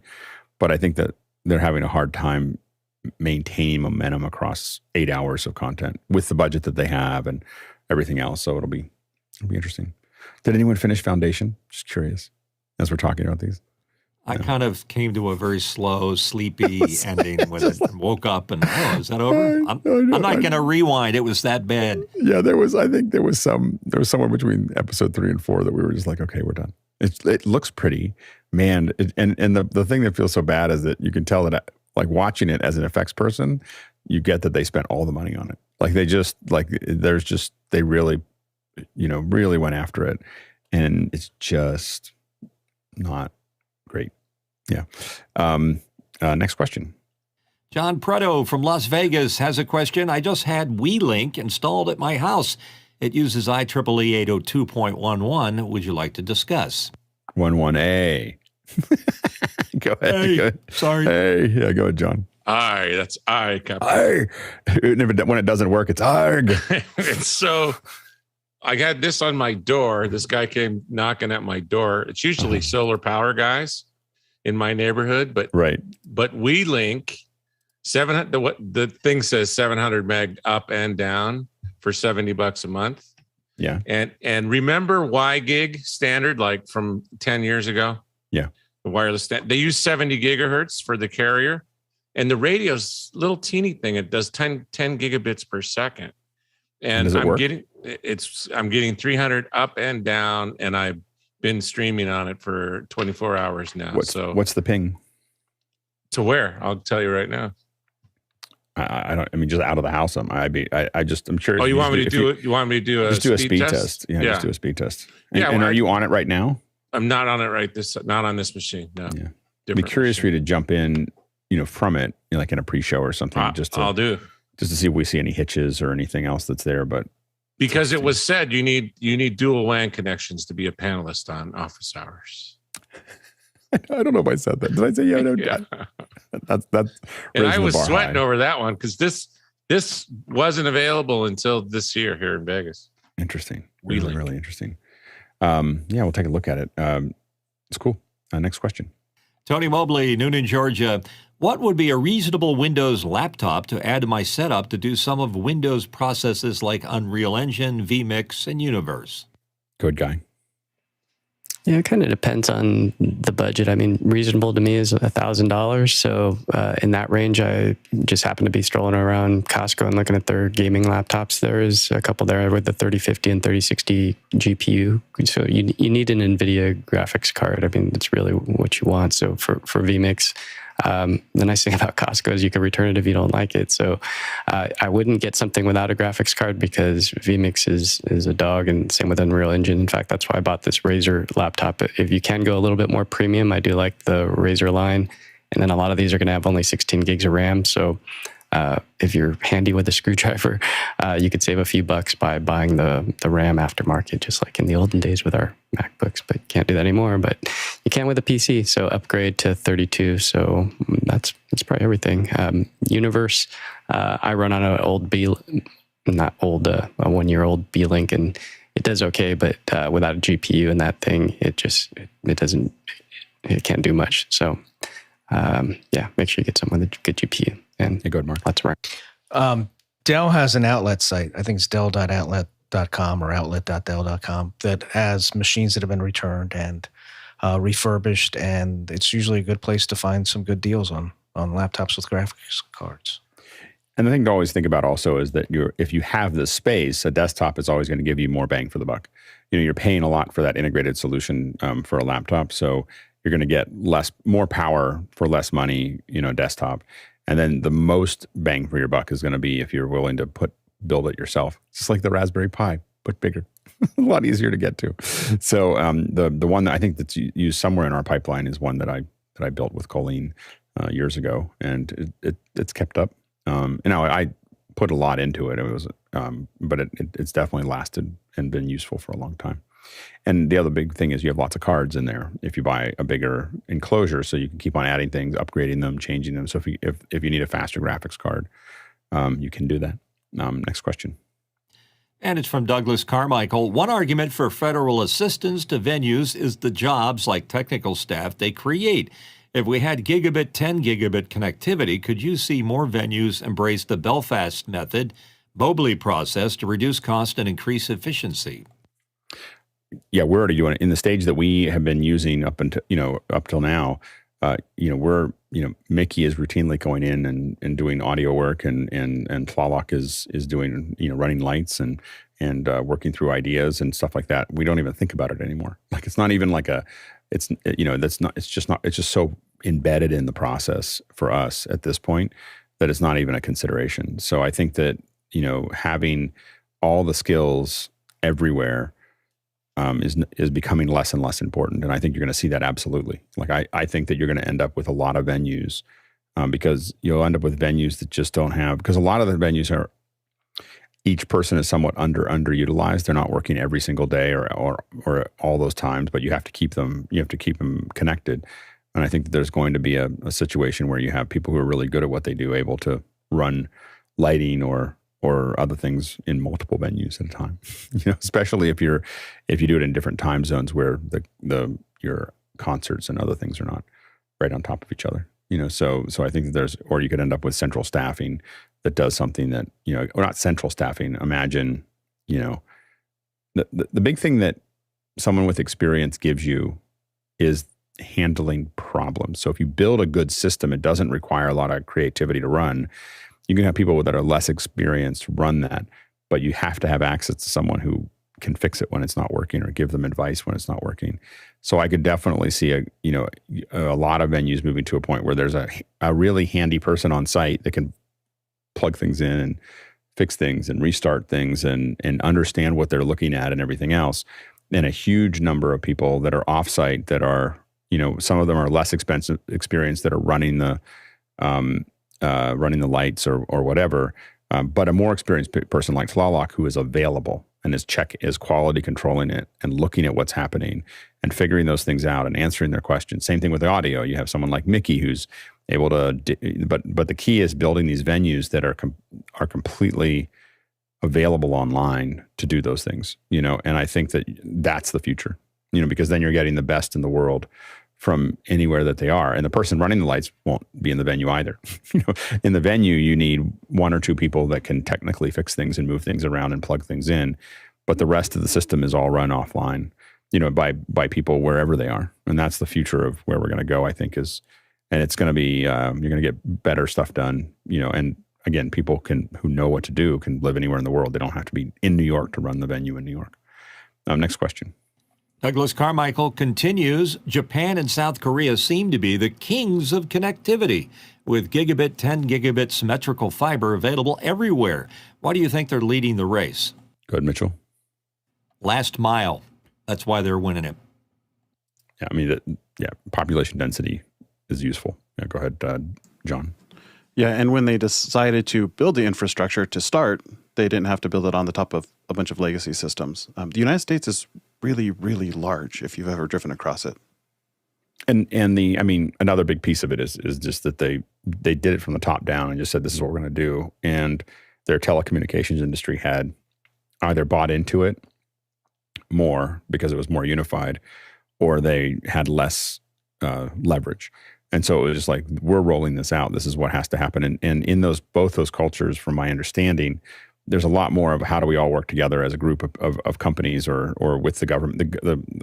The government and the companies are a little bit more gray, as far as how they work together than they are here. And it's not as much of an adversarial relationship as we have here.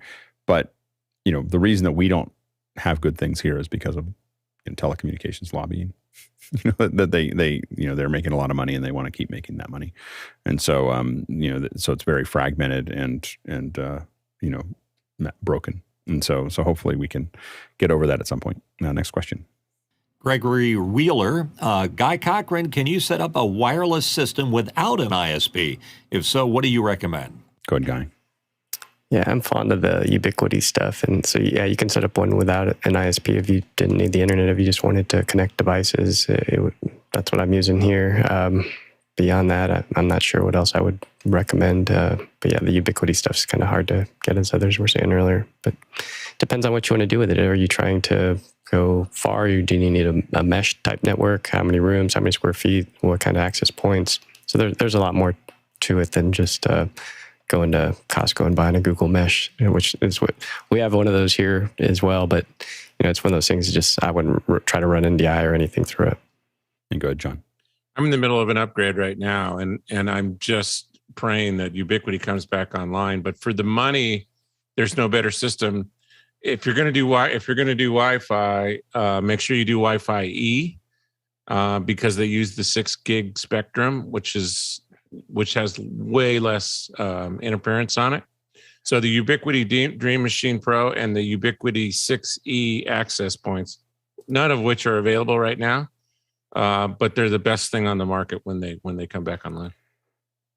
And then, and what's interesting is that the Dream Machine Pro right now, it looks like it's listed to arrive, only a week away, unless I'm looking at the wrong one. From Amazon. The special edition maybe is in stock, but the regular Pro says not in inventory or whatever.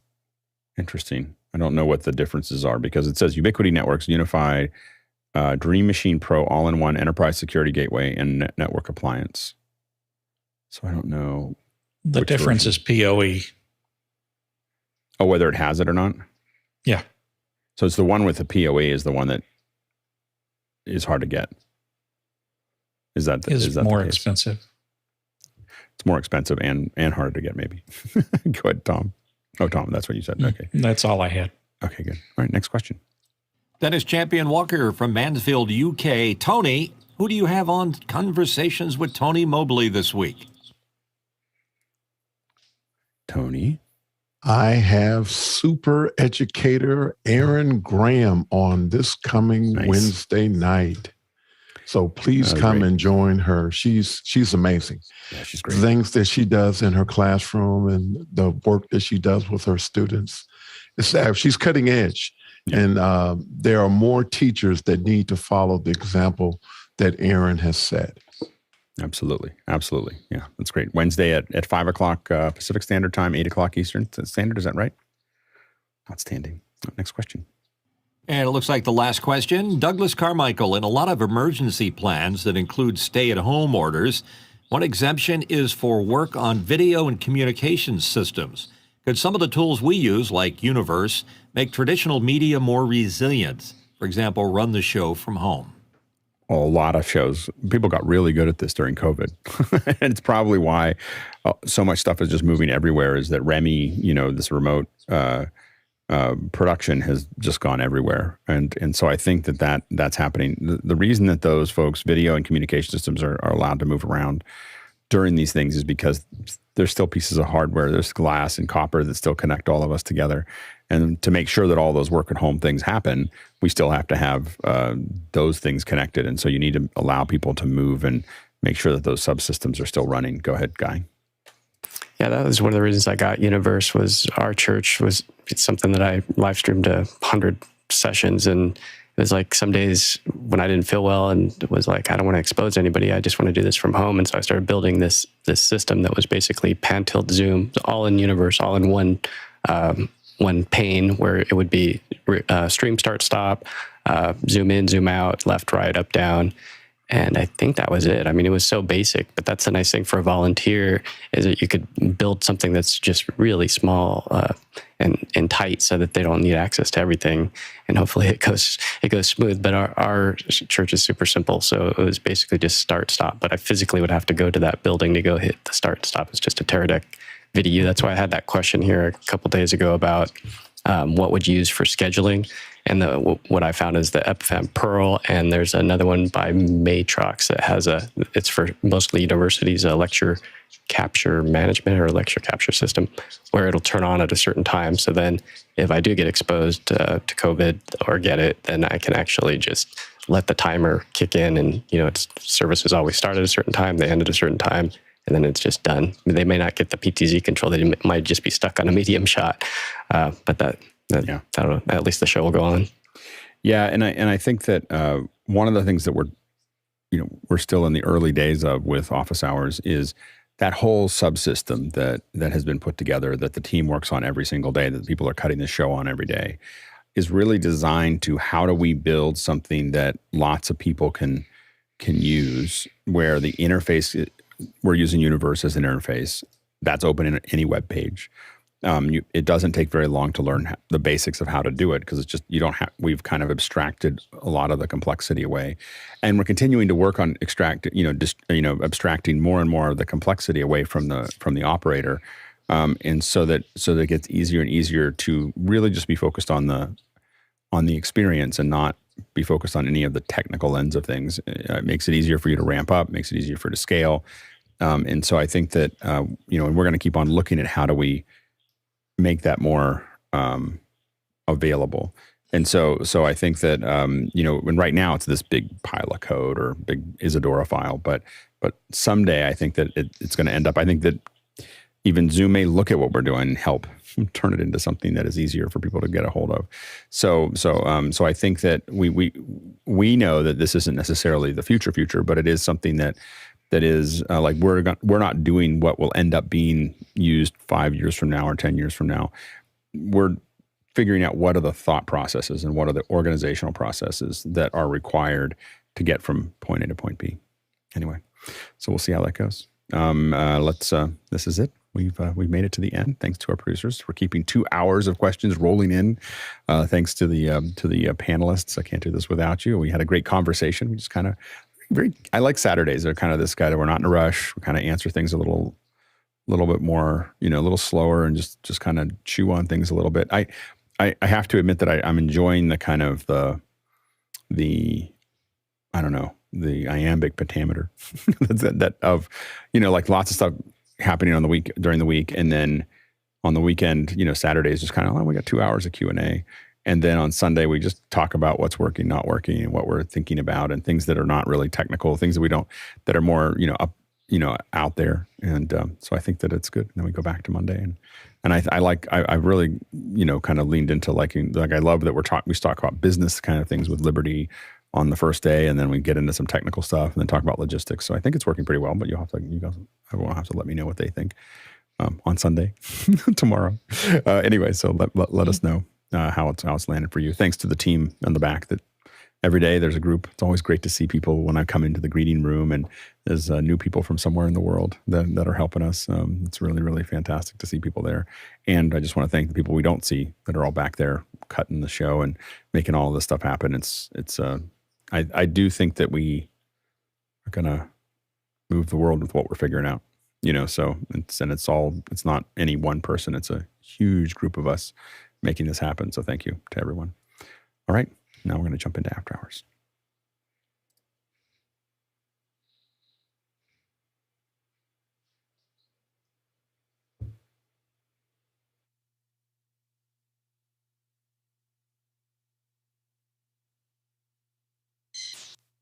Congrats on matching Mac Break Weekly, guys. Yeah. See y'all.